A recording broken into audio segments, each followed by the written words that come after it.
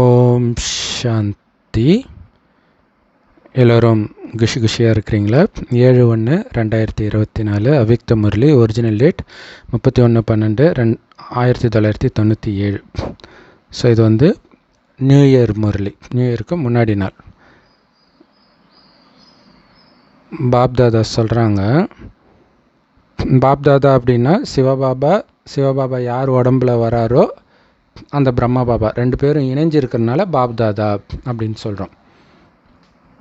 என்ன சொல்கிறாங்க அப்படின்னா, இந்த புது வருடத்தை முக்தி வருடமாக கொண்டாடுங்கள், எல்லாத்தையும் பயனுள்ளதாக்கி வெற்றி அடையுங்கள்ன்றார்.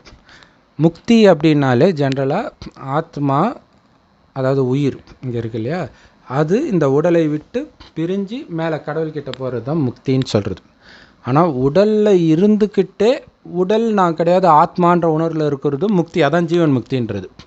ஸோ அந்த ஜீவன் முக்தி அடையிற, அதாவது உடல்லிருந்து விடுபடுற வருடமாக இதை கொண்டாடுங்கள்.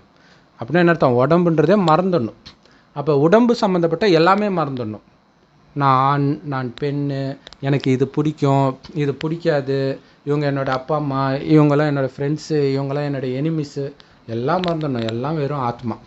அப்படின்னால என்ன அர்த்தம்? உடம்புன்றதை விட்டு வெளில வந்துட்டீங்கன்னு அர்த்தம். ஓகேங்களா? அப்படி கொண்டாடுங்க. ஸோ உங்களுடைய அத்தனையும் பயனுள்ளதாக ஆக்குங்க. அதாவது பாபாவுடைய சேவை, பாபாவுடைய அறிமுகத்தை மற்றவர்களுக்கு கொடுக்குற சேவையில் பயன்படுத்தும் போது தான் அது வெற்றி அடையுது. ஏன்? இப்போ நீங்கள் எவ்வளோ பாபா விஷயத்தில் கொடுக்குறீங்களோ அந்த அளவுக்கு அடுத்த 5000 வருஷம் உங்களுக்கு பெரிய பணக்கார குடும்பத்தில் ரொம்ப அழகான உடம்பு, ஒரு சின்ன நோய் கூட இருக்காது. சிங்கமும் பசுவும் ஒன்றா தண்ணி குடிக்கும். பசுமாடும் சிங்கமும் ஒன்றா தண்ணி குடிக்க முடியுமா? ஏன் முடியாது? ஏன்னா சிங்கம் பசுவை சாப்பிட்ரும் இல்லையா? ஆனால் அங்கே எதுவுமே சாப்பிடாது, எல்லாமே வெஜிடேரியன் தான் சாப்பிடும். ஓகேங்களா? அதுக்காக தான் இன்றைக்கி பாப்தாதா இந்த நியூ இயருக்காக எல்லாருக்கும் வாழ்த்து தெரிவிக்கிறார். யாருக்கு தெரியுமா வாழ்த்து தெரிவிக்கிறாரு? மிக உயர்ந்த ஆத்மாக்களுக்கு. யார் மிக உயர்ந்த ஆத்மாக்கள்? நீங்கள் தான். ஏன்னா கடவுளுடைய ஞானம் எல்லாருக்கும் கிடைக்குதா? எல்லாருக்கும் எங்கே கிடைக்குது? நமக்கு தானே கிடைக்குது. ஸோ அதனால தான் மிக உயர்ந்த ஆத்மாக்கள். புது வாழ்க்கை வாழ்ந்துட்டு இருக்கிறீங்க. உலகமெல்லாம் ஒரு மாதிரி வாழுது, நீங்கள் வேறு மாதிரி வாழறீங்க.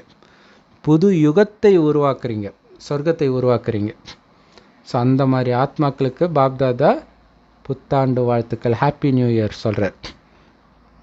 இந்த புது வருடம் உலகத்தில் உள்ள மனிதர்களுக்கு ஆரம்பம், அடுத்த வருடத்தின் ஆரம்பம்.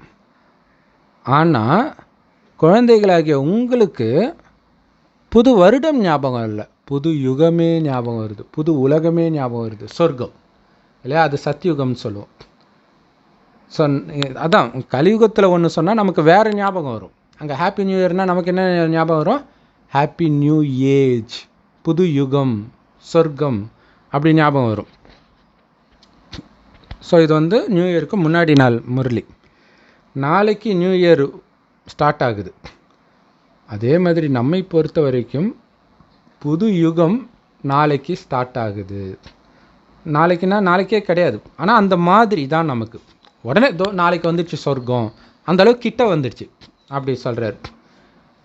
அதனால் அந்த புது யுகம் சொர்க்கம் வருதுன்றது உங்களுக்கு ஞாபகம் இருக்குதா?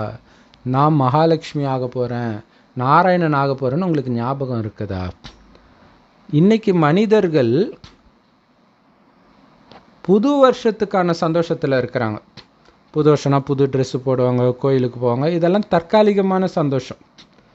ஆனால் ஆத்மாக்களாகிய உங்களுக்கு புது யுகம் வரப்போகுதுன்னு நிரந்தர சந்தோஷத்தில் இருக்கிறீங்க. ஏன்?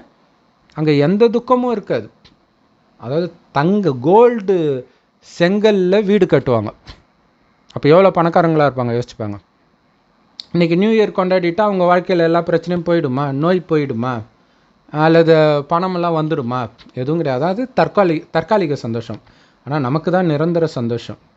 அதனால் உங்களுக்கு எப்படி ஃபீல் ஆகுது? இது வெறும் இன்னைக்கு நாளைக்கான விஷயம் மாதிரி ஃபீல் ஆகுதா? மற்றவர்களுக்கு அப்படி ஃபீல் ஆகும். இன்றைக்கி நைட்டு நியூ இயர் கொண்டாடுவாங்க, அடுத்த நாள் நியூ இயருக்கு டிவியில் என்ன ப்ரோக்ராம் ஓடுதுன்னு பார்ப்பாங்க. அவ்வளோதான் அவங்க நியூ இயர். ஆனால் நமக்கு இது பழைய யுகம், யுகமே மாறி புது யுகமாக நாளைக்கு வரப்போகுது. நாடகத்தின்படி இது இன்னைக்கு நாளைக்கான விஷயம் மாதிரி தான். அப்படின்னா நாளைக்குன்னு அர்த்தம் கிடையாது இல்லையா? அந்த 5000 வருஷத்தில் நேற்று நரகம்னு பாபா சொல்கிறார். இன்னைக்கு நேற்று சொர்க்கம், இன்னைக்கு நரகம், நாளைக்கு மறுபடியும் சொர்க்கம் அப்படி சொல்கிறார். ஸோ அப்போ உங்களுக்கு இது நாளைக்கு சொர்க்கம் மாதிரி. அப்படி தெளிவாக உங்களுக்கு ஞாபகம் இருக்குதா? அப்படி ஞாபகம் இருந்தால் தான் இங்கே இருக்கிற எதுவுமே உங்களை ஒன்றுமே பண்ணாது இல்லையா? ஸ்கூலில் மிஸ்ஸு திட்டினாங்கன்னா இன்னையோட முடிஞ்சு போச்சுப்பா. சொர்க்கத்துலேயும் ஸ்கூல் இருக்கும், ஆனால் திட்டலாம் மாட்டாங்க. அங்கே ஃபுல்லாக டான்ஸு பாடுறது, இதுக்கு தான் ஸ்கூலு. அடிக்கிறதுனா என்னன்னே தெரியாது, அப்பா அம்மா கூட திட்ட மாட்டாங்க. அந்த மாதிரி இடம் வரப்போகுதுன்னு நினச்சி நீங்கள் சந்தோஷமாக இருக்க போகிறீங்க. இப்போ இந்த ஸ்கூலை விட்டு ரொம்ப டார்ச்சர் பண்ணுறாங்கன்னு வச்சுக்கோங்களேன். அடுத்தது வேறு ஒரு ஸ்கூலுக்கு போகிறீங்க, அங்கே எந்த டார்ச்சரும் இருக்காதுன்னா இந்த ஸ்கூலில் இதுதான் கடைசி நாள்னா உங்களுக்கு எப்படி இருக்கும்? திட்டினாலும் ஜாலியாக தான் இருக்கும். அப்பாடா இன்னையோட முடிஞ்சதுன்னு இருக்கும்ல, அந்த மாதிரி உங்களுக்கு ஃபீல் ஆகணுன்ற. அல்லது சும்மா நியூ இயர் கொண்டாடுறதுக்காக தான் இங்கே வந்திருக்கிறீங்களா? நமக்கு இந்த நியூ இயர் நியூ ஏஜை ரிமைண்ட் பண்ணுது. நியூ ஏஜ்ன்றது புது யுகம், சத்யுகம், சொர்க்கம். அதனால் நாளைக்கு நீங்கள் லக்ஷ்மி நாராயணன் ஆக போகிறீங்கன்ற சந்தோஷம் இருக்குதா இல்லையா? அந்த லக்ஷ்மி நாராயணன் படம் பார்க்கும்போது எப்படி இருந்துச்சு? ஃபுல்லாக தங்கம், உடம்பு ஃபுல்லாக தங்கம். பெருமாள் கோயிலில் எவ்வளோ தங்கம் போடுறாங்க, அது சிலைக்கே. அப்படின்னா நிஜத்தில் நம்ம எப்படி இருப்போம்? அது கூட சுத்தமான தங்கம்னு சொல்ல முடியாது, நமக்கு சொக்க தங்கம் இருக்கும். ஸோ அந்த சந்தோஷம் இருக்குதா? உங்களுடைய புது உடம்புன்ற ட்ரெஸ்ஸு உங்கள் முன்னாடி இருக்குதா? ஆத்மாவை பொறுத்த வரைக்கும் உடம்பே ட்ரெஸ்ஸு. அந்த லக்ஷ்மி நாராயணன்லாம் எவ்வளோ அழகாக இருக்கிறாங்க. ஸோ அந்த உடம்பு நமக்கு ட்ரெஸ்ஸு. ஸோ அந்த உடம்பை எடுக்க போகிறன்றது உங்கள் மைண்டில் இருக்குதா அப்படின்னு கேட்குறாரு. புது உலகத்தில் உங்களுடைய புது உடம்பு எவ்வளோ அழகாக இருக்கும் ஞாபகம். இதெல்லாம் நம்ம நினச்சி பார்க்கணும். ஓ, நான் லக்ஷ்மி ஆக போகிறேன்னா? இல்லை இன்றைக்கி நம்ம கருப்பாக இருப்போம், அசிங்கமாக இருக்கும், உடம்புல நிறைய நோய் இருக்கும், அங்கே எதுவுமே இருக்காது. ஒரு சின்ன குறை கூட சொல்ல முடியாது. உடம்புக்கு வெளியிலையும் சரி உள்ளேயும் எந்த டிசீஸும் இருக்காது. ஸோ அப்போ அந்த யுகம் எப்படி இருக்கும் யோசிச்சு பாருங்கள். அங்கே ராஜ்யம் எப்படி இருக்கும்னு யோசிச்சு பாருங்கள். அது மட்டும் இல்லை, அங்கே இந்த பஞ்ச தத்துவம் உங்களுக்கு வேலைக்காரர்களாக இருப்பாங்க. அதை யோசிச்சு பாருங்கள். பஞ்ச தத்துவம்னா என்ன தெரியுமா? 5 எலிமெண்ட்ஸ்: ஏர், வாட்டர், அதான் தண்ணி, நெருப்பு, காற்று, பூமி, ஆகாயம். இதுதான் 5 எலிமெண்ட்ஸ்னுவாங்க. அதை வச்சு தான் நம்ம உடம்பே உருவாகுது.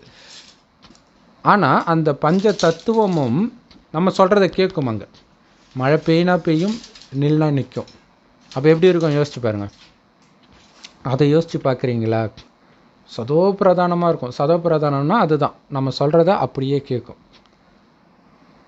அதனால் உங்களுடைய ராஜ்யத்துடைய அந்த சுயராஜ்ய அதிகார நிலை தெளிவாக ஞாபகம் இருக்கா?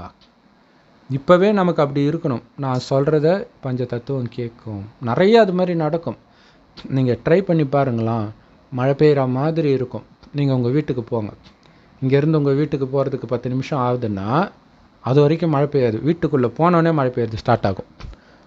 அப்புறம் அங்கேருந்து நீங்கள் ஸ்கூலுக்கு வரீங்கன்னு வச்சுக்கோங்களேன். கிளம்பும்போது மழை நிற்கும், ஸ்கூலுக்குள்ளே வந்தோடனே மழை பெய்யும். ஆச்சரியமாக இருக்கும்.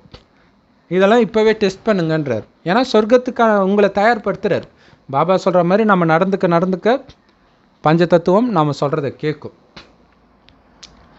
அதனால் அந்த புது உலகம் எவ்வளோ அழகாக இருக்குதுன்றத மனக்கண்ணால் பார்க்குறீங்களா?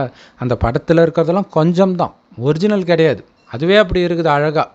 அப்போ ஒரிஜினலாக அங்கே எப்படி இருக்கும் இல்லையா? இப்போயே நீங்கள் யூடியூப்லலாம் பார்த்தீங்கன்னா ஒவ்வொரு நாட்டில் வெவ்வேறு விதமாக மயில் இருக்குது. பல கலரில் மயில் இருக்குது, பார்த்துருக்கீங்களா? ப்ளூ கலரில் இருக்குது, ரெட் கலரில் இருக்குது, ஒயிட்டில் இருக்குது, நிறைய கலர் கலந்தெல்லாம் இருக்குது. நரகத்திலே இப்படி இருக்குதுன்னா சொர்க்கத்தில் எப்படி இருக்கும்? எல்லா பறவையும் அப்படி இருக்கும். அதேமாதிரி பஞ்சவர்ண கிளியெல்லாம் இருக்கும். இப்போ பாபா கேட்குறாரு, உங்கள் அப்பா வந்து பெரிய பணக்காரராக இருக்காருன்னு வச்சுக்கலாம், பெரிய கோடீஸ்வரர், 10 பங்களா இருக்குது, ஒரு ஊரே வளைச்சி போட்டிருக்கிறாருன்னு வச்சுக்கோங்களேன். இப்போ நீங்கள் சின்ன பொண்ணு, ஆனால் உங்களுக்கு வந்து போதை வரும். பெருசான அப்புறம் இது எல்லாம் என்னதுன்னு போதை வரும் தானே இல்லையா? சின்னதாக இருக்கும்போதே உங்களுக்கு தெரியும். அதை தான் பாபா சொல்கிறாரு, அந்த சொர்க்கம் உங்களோடது, உங்களுக்கு உங்களுடைய உரிமை அப்படின்னு அனுபவம் ஆகுதா ஒரு வினாடியில்? அல்லது இப்போ தான் அனுபவம் பண்ணுறதுக்கு ட்ரை பண்ணுறீங்களான்னு கேட்குறேன். இல்லை, எப்போ நீங்கள் பாபா குழந்தை ஆயிட்டீங்களோ அப்போவே அது உங்களோட இது தான். அப்போ அந்த போதை வருதா?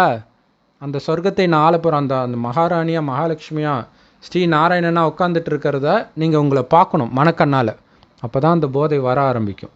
அப்போ மற்றவங்க திட்டினாலும் நமக்கு தெரியாது, நம்ம நாராயணன்னு பாவம் அவங்களுக்கு தெரியல, கடைசியில் காட்சி கிடைக்கும் அவங்களுக்கு, ஆடி போய்டுவாங்க, மகாலட்சுமியாக நம்ம திட்டணும் அப்படின்னு யோசிப்பாங்க. அப்போ உங்களுடைய ராஜ்யம் எவ்வளவு அன்பானதாக எவ்வளோ தனிப்பட்டதாக இருக்கும் தெரியுமா? இங்கே இருக்கிற எதோடையும் கம்பேர் பண்ண முடியாது. ஒரு வினாடியில், அதாவது இப்போ சொல்லுவாங்க முஸ்லீம் நாடுகள்லாம் வந்து பெண்களுக்கு ரொம்ப பாதுகாப்பு, ஏன்னா அங்கே அந்தளவுக்கு கடுமையான சட்டம் இருக்கும். அங்கே கடுமையான சட்டம்லாம் இருக்காது சொர்க்கத்தில், ஆனாலும் எல்லாம் பாதுகாப்பாக தான் இருப்பாங்க. ஏன்னா கெட்டவங்களே யாரும் இருக்க மாட்டாங்க. ஏன்னா இந்த ஞானத்தை எடுத்து எல்லாம் நல்லவங்களை ஆனால் தான் அங்கே வரவே முடியும். ஒரு வினாடியில் உங்களை அந்த புது யுகத்துக்கு நீங்களே அழைச்சிட்டு போங்கன்ற. அப்படியே ஒரு செகண்ட் போய் பாருங்கள் சொர்க்கத்தில். புஷ்ப விமானம்னா ஒரு ராக்கெட் மாதிரி இருக்கும், அங்கே போய் பாருங்கள். ஒரே செகண்டில் எப்படி பிரதர் சொர்க்கத்துக்கு போக முடியும்? இப்போ ஒரே செகண்டில் உங்கள் வீட்டுக்கு போக முடியுமா?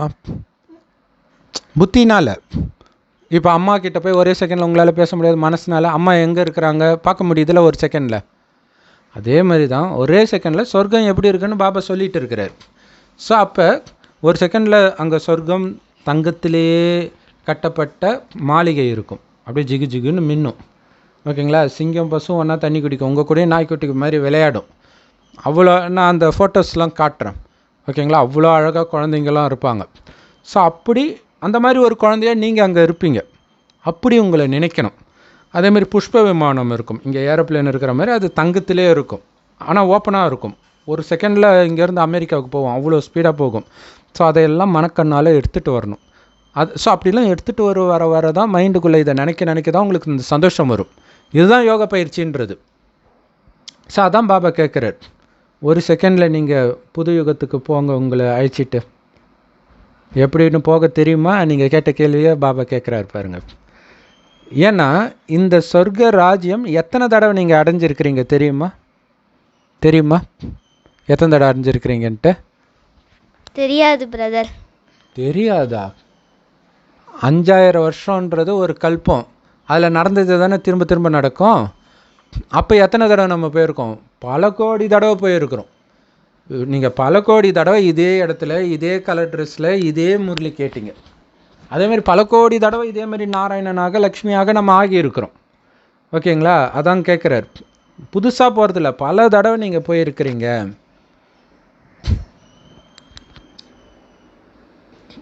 பல தடவை அந்த ராஜ்யத்தை அடைஞ்சிருக்கிறீங்க, ஞாபகம் இருக்குதா அப்படின்னு கேட்குறார். அதனால் யோசிச்சு பாருங்கள், உங்களுடைய ராஜ்யம் எவ்வளோ அழகாக இருக்கும். உலகத்தில் இன்றைக்கி என்ன ரொம்ப அழகாக இருக்குன்னு ஆக்ராவை பார்க்க போகிறாங்க, நயகர நீர்வீழ்ச்சியை பார்க்க போகிறாங்க, இந்த மாதிரி நிறைய உலக அதிசயம்னு பார்க்க போகிறாங்க. அதெல்லாம் ஒன்றுமே கிடையாது சொர்க்கத்துக்கு முன்னாடின்ற. அவ்வளோ அழகாக இருக்கும் உங்களுதுன்றதை அனுபவம் பண்ணுங்கள் மனசுனால். அப்படி போய் சுற்றிட்டு வாங்க. வெறும் பாபா ஒளிப்புள்ளியாக நினைக்கிறது மட்டும் யோகா கிடையாது, இதுவும் யோகா தான். அதை நினைக்க தான் அந்த போதை வரும் உங்களுக்கு. ஓகேவா? இப்போ நிறைய பார்த்திங்கன்னா இந்த சொத்து பிரச்சனைலாம் வரும் நிறைய பேர் வீட்டில். அப்போ சொத்து பிரச்சனை யாராவது ஒருத்தனுக்கு அண்ணனுக்கோ தம்பிக்கோ வந்து அந்த சொத்து ஃபுல்லாக நான் அடையணும் அப்படின்ற எண்ணம் வரும்போது அதை நினைக்க தான் என்ன பண்ணுவோம், கொலையே பண்ணுறோம் அதை அடையணுன்ட்டு. அதே மாதிரி தான் இந்த ராஜ்யத்தை நான் அடைய போகிறேன் அப்படின்னு நீங்கள் நினைக்க தான் அங்கே போகணும்னு உங்களுக்கு ஆசை வரும். இங்கே நாம் யாரையும் கொலை பண்ண தேவையில்ல, துக்கம் கொடுக்க தேவையில்ல, அதை நினச்சிக்கிட்டே இருந்தால் போதும், அந்த போதை வரும். அதுக்கேற்ற மாதிரி நம்ம நடந்துக்குவோம், நம்மளுடைய குணமும் அதே மாதிரி மாறும். ஸோ அப்போ அது ரொம்ப அன்பான ராஜ்யம், தனிப்பட்ட ராஜ்யம். ஒரு வினாடியில் உங்களுடைய ராஜ்யத்தை நினைவு செய்யுங்க.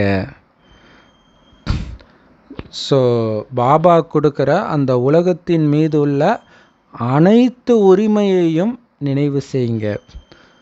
அங்கே வந்து நீங்கள் எங்கே வேணாலும் போகலாம். இங்கே நீங்கள் அமெரிக்காவுக்கு உடனே போகலாமா இல்லையா? அதுக்கு பாஸ்போர்ட் எடுக்கணும், விசா எடுக்கணும், எதுக்கு போகிறீங்கன்னு பர்மிஷன் கொடுக்கணும், கொஞ்ச நாள் தான் இருப்பாங்க, அந்த நாடு அனுமதிச்சா தான், தேவைப்பட்டால் துரத்திடுவாங்க. இதெல்லாம் அங்கே கிடையாது. அப்படின்னா என்ன அர்த்தம்? முழு உலகத்துக்கும் உங்களுக்கு உரிமை. இது பைபிளில் போட்டிருக்கோம், விண்ணுக்கும் மண்ணுக்கும் அதிபதியாக உன்னை படைத்தேன். ஏன்டா எங்கள் நாட்டில் நீ பறக்கிறன்னுலாம் சொல்ல மாட்டாங்க. ஆனால் இப்போ சொல்லுவாங்க, வேறு நாட்டு ஃப்ளைட் வந்தால் சுட்டு வீழ்த்திடுவாங்க. மீன் பிடிக்கிறதுக்கு இலங்கைக்கு போனாலே அரெஸ்ட் பண்ணுறாங்க, தெரியும்ல? அங்கே அப்படியெல்லாம் இருக்காது. ஸோ அப்போ அந்த மாதிரி உலகம் தானே நமக்கு வேணும். மனிதர்கள் நியூ இயருக்கு எல்லைக்குட்பட்ட கிஃப்ட் கொடுக்குறாங்க, கடிகாரம் இல்லை ஏதோ ஒரு கிஃப்ட் கொடுத்து ஹாப்பி நியூ இயர் சொல்கிறாங்க. ஆனால் அந்த சொர்க்க ராஜ்யத்தையே உங்களுக்கு உரிமையாக கிஃப்டாக கொடுக்குறார் நம்ம பாபா. இது வந்து அழிவற்ற கிஃப்ட் இல்லையா? யாரும் உங்ககிட்ட வந்து திருட முடியாது. அது மட்டும் இல்லை, நிச்சயிக்கப்பட்டது. ராணினா ராணி தான் நீங்கள். அங்கே உங்கள் எல்லோருக்கும் அசைக்க முடியாத ராஜ்யத்தை கொடுத்துருக்கிறார் பாபா. இதை யாராலையும் தடுக்க முடியாது. இதுதான் முஸ்லீம்கள் சொல்லுவாங்க, அல்லாஹ் கொடுக்க நினைப்பதை மனிதன் தடுக்க முடியாதுன்ட்டு. ஆனால் அவங்களுக்கு அர்த்தமே தெரியாமல் சொல்கிறாங்க. கடவுள் உங்களுக்கு சொர்க்கத்தை கொடுக்குறார், அவர் சொல்கிற மாதிரி நீங்கள் நடந்துக்கிட்டால் போதும், இதை யாராலையும் தடுக்க முடியாது.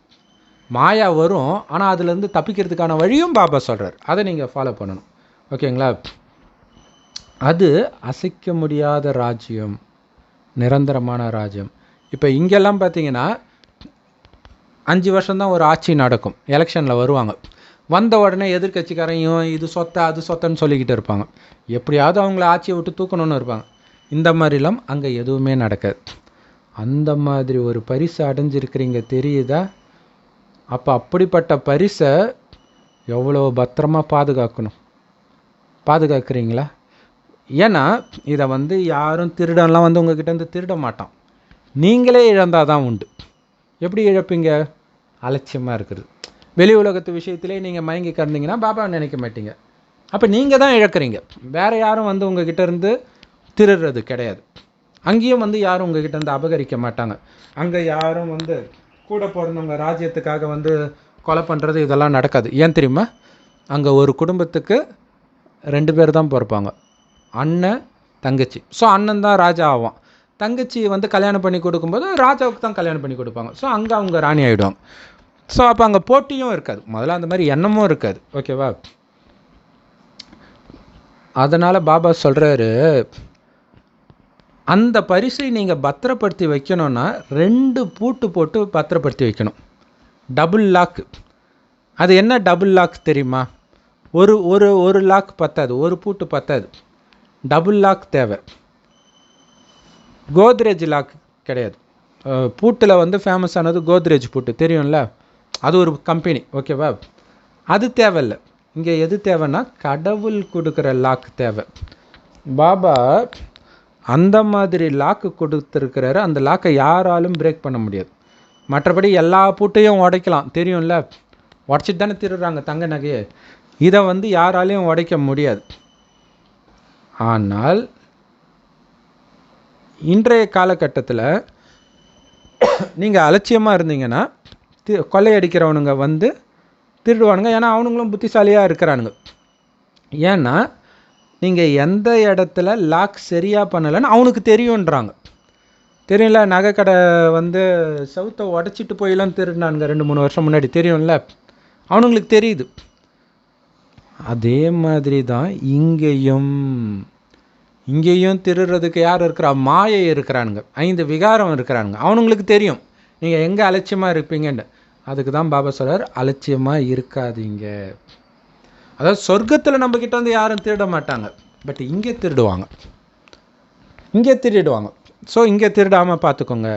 இந்த வருடம் உங்களுடைய சேவைக்காகவும் உங்களுடைய முயற்சிக்காகவும் புத்தம் புதிய திட்டத்தை உருவாக்கிட்டீங்களா? போன தடவை என்னெல்லாம் தப்பு பண்ணீங்களோ அதையெல்லாம் நீக்கி பக்காவாக முயற்சி பண்ணுறதுக்கு பிளான் பண்ணிட்டீங்களா? ஏன்னா நியூ இயருக்கு வந்து ரெசல்யூஷன் எடுப்பாங்க, தெரியும்ல? டெய்லியும் படிப்பேன், இந்த மாதிரி ஏதோ ஒன்று சத்தியம் பண்ணுவாங்க. அது மாதிரி நீங்கள் பிளான் பண்ணிங்களா? நீங்கள் தொடர்ந்து மாநாடு நடத்துகிறீங்க, உங்களுக்குள்ளே பேசிக்கிறீங்க, ஆனால் என்ன புது திட்டத்தை வகுத்தீங்க? பாப்தாதா இந்த வருஷம் பொக்கே பார்க்க விரும்புகிறார். பொக்கேனா என்னது? என்னது பொக்கேனா என்னது? அதாவது பொக்கேனா நிறைய ஃப்ளார்ஸ் சேர்த்து வைக்கிறதா அது பொக்கேம்பாங்க. அது மட்டும் இல்லாமல் நம்ம மேரேஜுக்கு, பர்த்டே பார்ட்டிக்கு அதுக்கெலாம் கொடுப்பாங்க. அதுதானே பிரதர்? கரெக்டு, அதுதான் பொக்கே. ஸோ மொத்தத்தில் பொக்கேனா எல்லா மலர்களும் இருக்கும் அதில். அதே மாதிரி பாபா என்ன பொக்கே பார்க்க விரும்புகிறார் அப்படின்னா, எல்லா துறையை சார்ந்த விசேஷ ஆத்மாக்களும் இருக்கணும். அது இந்தியாவில் இருக்கிறவங்களும் சரி, வெளிநாட்டில் இருக்கிறவங்களும் சரி, எல்லா துறை, டாக்டர், இன்ஜினியரு, இன்னும் நிறைய இருக்குது இல்லையா, டிரைவர்ஸு, டீச்சர்ஸு, இந்த மாதிரி எல்லாத்துலேயும் உள்ள விசேஷ ஆத்மாக்கள் எல்லாம் ஒன்றா வர்றதை பாபா பார்க்க விரும்புகிறார். ஸோ எல்லாம் ஒன்றா வர்றது பாபாவுக்கு ஒரு பொக்கே மாதிரி இருக்குது. ஏன்னா நீங்கள் எல்லா துறையை சார்ந்தவர்களுக்கும் சேவை செஞ்சுருக்கிறீங்க. இப்போ ஒரு துறையிலும் ரத்தினத்தை உருவாக்குங்க, நகையை உருவாக்குங்கன்றார் இல்லையா. நகையை உருவாக்கணும், ஒரு துறை கூட விட்டு போகக்கூடாது. இந்த துறையை சார்ந்தவர் பிரம்மகுமாரியே இல்லை அப்படின்னு சொல்லக்கூடாது. ஏன் அப்படின்னா, நேரம் இப்போ நெருக்கத்தில் வருது, உலக அழிவு நேரம் வருது, சொர்க்கம் வரப்போகுது. அதனால் எந்த துறையை சார்ந்தவர்களும் எங்கள் துறைக்கு யாருமே சொல்லலை பாபாவுடைய அறிமுகத்தை அப்படின்னு புகார் சொல்லக்கூடாது. எல்லா துறையில் இருந்தும் கொஞ்சம் பேராவது அந்த மாதிரி விசேஷ குணமுடையவர்களாக இருக்கணும். அதன் மூலமாக அவங்க மைக்கு வேலை செய்யணுன்ற. மைக்குனா என்னது? இப்போ நம்ம இங்கேருந்து பேசுனா உங்கள் 3 பேருக்கு தான் கேட்கும். ஆனால் மைக்கு பிடிச்சி பேசுனா தெருவுக்கே கேட்கும் இல்லையா. ஸோ அந்த மாதிரி மைக்குனா என்ன அர்த்தம் அப்படின்னா, ஒரு விசேஷமான ஆத்மா. இப்போ ரஜினி பேசினார்னா உலகம் ஃபுல்லாக கேட்கும். நான் பேசுனா கேட்குமா? கேட்காது, கொஞ்சம் பேர் தான் கேட்பாங்க. ஸோ அந்த மாதிரி விசேஷ ஆத்மாவை மைக்காக உருவாக்குங்க. ஏன்னா டைம் நெருக்கத்தில் வர வர ஒரே சத்தம் தான் எல்லா பக்கமும் கேட்கணும். எல்லா துறையை சார்ந்த ஆத்மாக்கள் வாயிலிருந்தும் வரணும், எல்லா தர்மத்தை சார்ந்த ஆத்மாக்களின் வாயிலிருந்தும் வரணும். அது என்னது? அப்பா வந்துட்டார், கடவுள் வந்துட்டார், இதுதான் கேட்கணும். ஏன்னா இந்த சங்கம யுகத்தில் மட்டும்தான் எல்லா தர்மத்தை சார்ந்த தர்மஸ்தாபகர் ஆத்மாக்களுக்கும் அனைத்து துறையை சார்ந்த ஆத்மாக்களுக்கும் இந்த விதை போடப்படும். பாபாவுடைய ஞானம்ன்ற விதை போடப்படும். இப்போ போடுற விதையிலிருந்து வர்றதான் மற்ற தர்மத்துடைய தர்மஸ்தாபகர்கள் பேசுகிறாங்க இல்லையா, சொல்கிறாரு பார்த்தீங்களா. இந்த விதையிலிருந்து அது வருது, இந்த விதையிலிருந்து நாம் சாஸ்திரம் எழுதுகிறோம், அவங்க அவங்களுடைய மதத்துடைய இதை போடுறாங்க. ஸோ சங்கமயுகத்தை விட்டால் வேறு வாய்ப்பு கிடையாது. ஏதாவது ஒரு யுக்தியை உருவாக்குங்க இல்லையா. பல யுக்தி இருக்குது, ஏதாவது ஒரு யுக்தியை உருவாக்குங்க. யூடியூப்பில் போடலாம், ஃபேஸ்புக்கில் போடலாம், இன்ஸ்டாகிராமில் போடலாம், நேரில் போய் சந்தித்து பேசலாம். அவங்கள புகழ்ந்து பேசும்போது அப்படியே பாபாவுடைய ஞானத்தை சேர்த்து வாழைப்பழத்தில் ஊசி மாதிரி ஏற்றலாம். ஏதாவது ஒன்று பண்ணுங்கள். ஏன்னா இப்போ விட்டிங்கன்னா அதுக்கப்புறம் வாய்ப்பே கிடையாது. பாபா சொல்கிறாரு பார்த்தீங்களா, இப்போ எடுக்கிற சக்தியின் மூலமாக தான் அவங்களுடைய நேரத்தில் அவங்க தர்மத்தை உருவாக்கக்கூடியவர்களாக மாறுவாங்க அந்த சக்தி. அதே மாதிரி அவங்க நேரத்தில் அவங்க துறையை உருவாக்குபவர்களாக மாறுவாங்க இல்லையா. விஐபிக்கு அப்துல் கலாம்லாம் இட்டு போகிறோம் இல்லையா. ஸோ அந்த மாதிரி சயின்டிஸ்ட்டுமே, இப்போ ஐன்ஸ்டீன், அது அப்துல் கலாமாவை கூட இருக்கலாம், நமக்கு தெரியாது. ஸோ அந்த நேரத்தில் அவங்களுக்கு அந்த சக்தி வரும். அவங்க அதை மேபி அவங்க புத்தின்னு கூட நினச்சிக்குவாங்க. ஆனால் நம்ம கொடுக்குற சக்தி தான் அங்கே வேலை செய்யுதுன்னா அப்போ எல்லாத்துக்கும் காரணம் கடவுள்னு தெரியுது பார்த்தீங்களா. இந்த ஞானத்தை கொடுத்து அவங்களுக்கு சக்தி கொடுக்கறது தான் அங்கே வேலை செய்யுது. இப்போ 5 நிமிஷத்தில் உன்னால் படிக்க முடியுதுன்னா உன் டேலண்ட்டு கிடையாது, புரியுதா. பாபா எப்போவோ கொடுத்த சக்தி இப்போ இந்த கடைசி ஜென்மம் வரைக்கும் அது வருது. ஒவ்வொருத்தருக்கும் சொல்கிறேன். அதே மாதிரி இந்த சிஸ்டர் பயங்கரமாக டிராயிங் வரைகிறாங்க, பயங்கரமாக ஸ்போர்ட்ஸ் பண்ணுறாங்க, கிராஃப்ட் பண்ணுறாங்க. ஸோ அப்போ என்னென்னா இந்த சக்தி எடுத்தது தான் இந்த கடைசி ஜென்மம் வரைக்கும் வருது. அப்படின்னா முந்தைய ஜென்மத்தில் எந்த அளவுக்கு வந்திருக்கும் இல்லையா. ஸோ அதனால் அனைத்து விதைகளையும் நீங்கள் தான் ப்ரிப்பேர் பண்ணணும் இல்லையா. இப்போ அவங்கள வந்து விதையாக மாற்றுறோம் நம்ம இந்த சக்தியை கொடுத்து, இதுதான் பின்னாடி மலருது. அவங்களுடைய நடிப்பு எத்தனை வருஷம் நடிப்போ அந்த நடிப்பெல்லாம் வர்றதுக்கான மிக்க விதையை நாம் தான் இப்போ உருவாக்குறோம். அதனால் அவங்க நேரத்தில் அவங்க துறைக்கான கருவியாக அவங்க மாறுறாங்க. ஸோ நம்ம கொடுக்குற சக்தினால தான் மாறுறாங்கன்னு தெரியாமல் அவங்களுக்கே ஒரு அகங்காரம் வருது. இப்போ பாபா சொல்கிறாரு, இந்த ஞானம்தான் விதை. இந்த விதை பாபான்ற விதைக்குள்ளே தான் இருக்குது. ஸோ அதனால தான் பாபா சொல்கிறார், பாபா விதை, பிராமண ஆத்மாக்களாகி நீங்கள் அதிலிருந்து வந்த வேர், அடிவேர். ஸோ அதுதான் மெயின் தண்டா தேவதை தர்மமாக மாறுது. மற்ற எல்லா தர்மத்தின் ஆத்மாக்களும் விதையிலிருந்தும், ஸோ எல்லா ஆத்மாக்களும் விதையிலிருந்தும் அந்த தண்டு பகுதியிலிருந்தும் வெளிப்பட ஆரம்பிக்குது. இப்போ இந்த பாரதத்தை சார்ந்தவர்களாக இருக்கட்டும், வெளிநாட்டை சார்ந்தவர்களாக இருக்கட்டும், எல்லாருமே பாபா சொன்ன மாதிரி அந்த பொக்கேவை எடுத்துகிட்டு வாங்க. பொக்கேனா என்னது? எல்லா தர்மத்தை எல்லா துறையை சார்ந்த ஆத்மாக்கள், விசேஷ ஆத்மாக்கள். ஸோ ஒரு துறையிலிருந்தும் ஒரு சாம்பிள் எடுத்துகிட்டு வாங்கன்ற. ஏன்னா ஒரு சாம்பிள்னால் என்ன அர்த்தம்? முன்னுதாரணமாக இருக்கிறது, சாதாரண ஆத்மா கிடையாது. அப்போ அந்த ஒரு சாம்பிளை பார்த்து நிறைய பேர் ஆட்டோமேட்டிக்காக உருவாயிடுவாங்கன்றது. இப்போ ரஜினிகாந்த் அவர்கள் வந்து திருவண்ணாமலைக்கு போய் லைட்டு போட்டார்னு தெரிஞ்ச பிறகு தான் கிரிவலத்துக்கு கூட்டமே அதிகமாகிடுச்சு. ஸோ அதுதான் சொல்கிறார், ஒரு சாம்பிள் எடுத்துகிட்டு வாங்க, அதை பார்த்துட்டு எல்லாம் உருவாயிடுவாங்கன்றார். ஆனால் அந்த ஒவ்வொருத்தரும் பவர்ஃபுல்லான மைக் ஆகணும், சக்திசாலியான மைக்கு இல்லை, அந்த மாதிரி ஒரு பவர்ஃபுல்லான ஆத்மாவாகவும் இருக்கணும். அதனால் இப்போ வெவ்வேறு மலர்கள், விதைகள், தர்மங்கள், துறைகள் சார்ந்த பொக்கேவை உருவாக்க வேண்டிய கடமை உங்களுக்கு இருக்குது.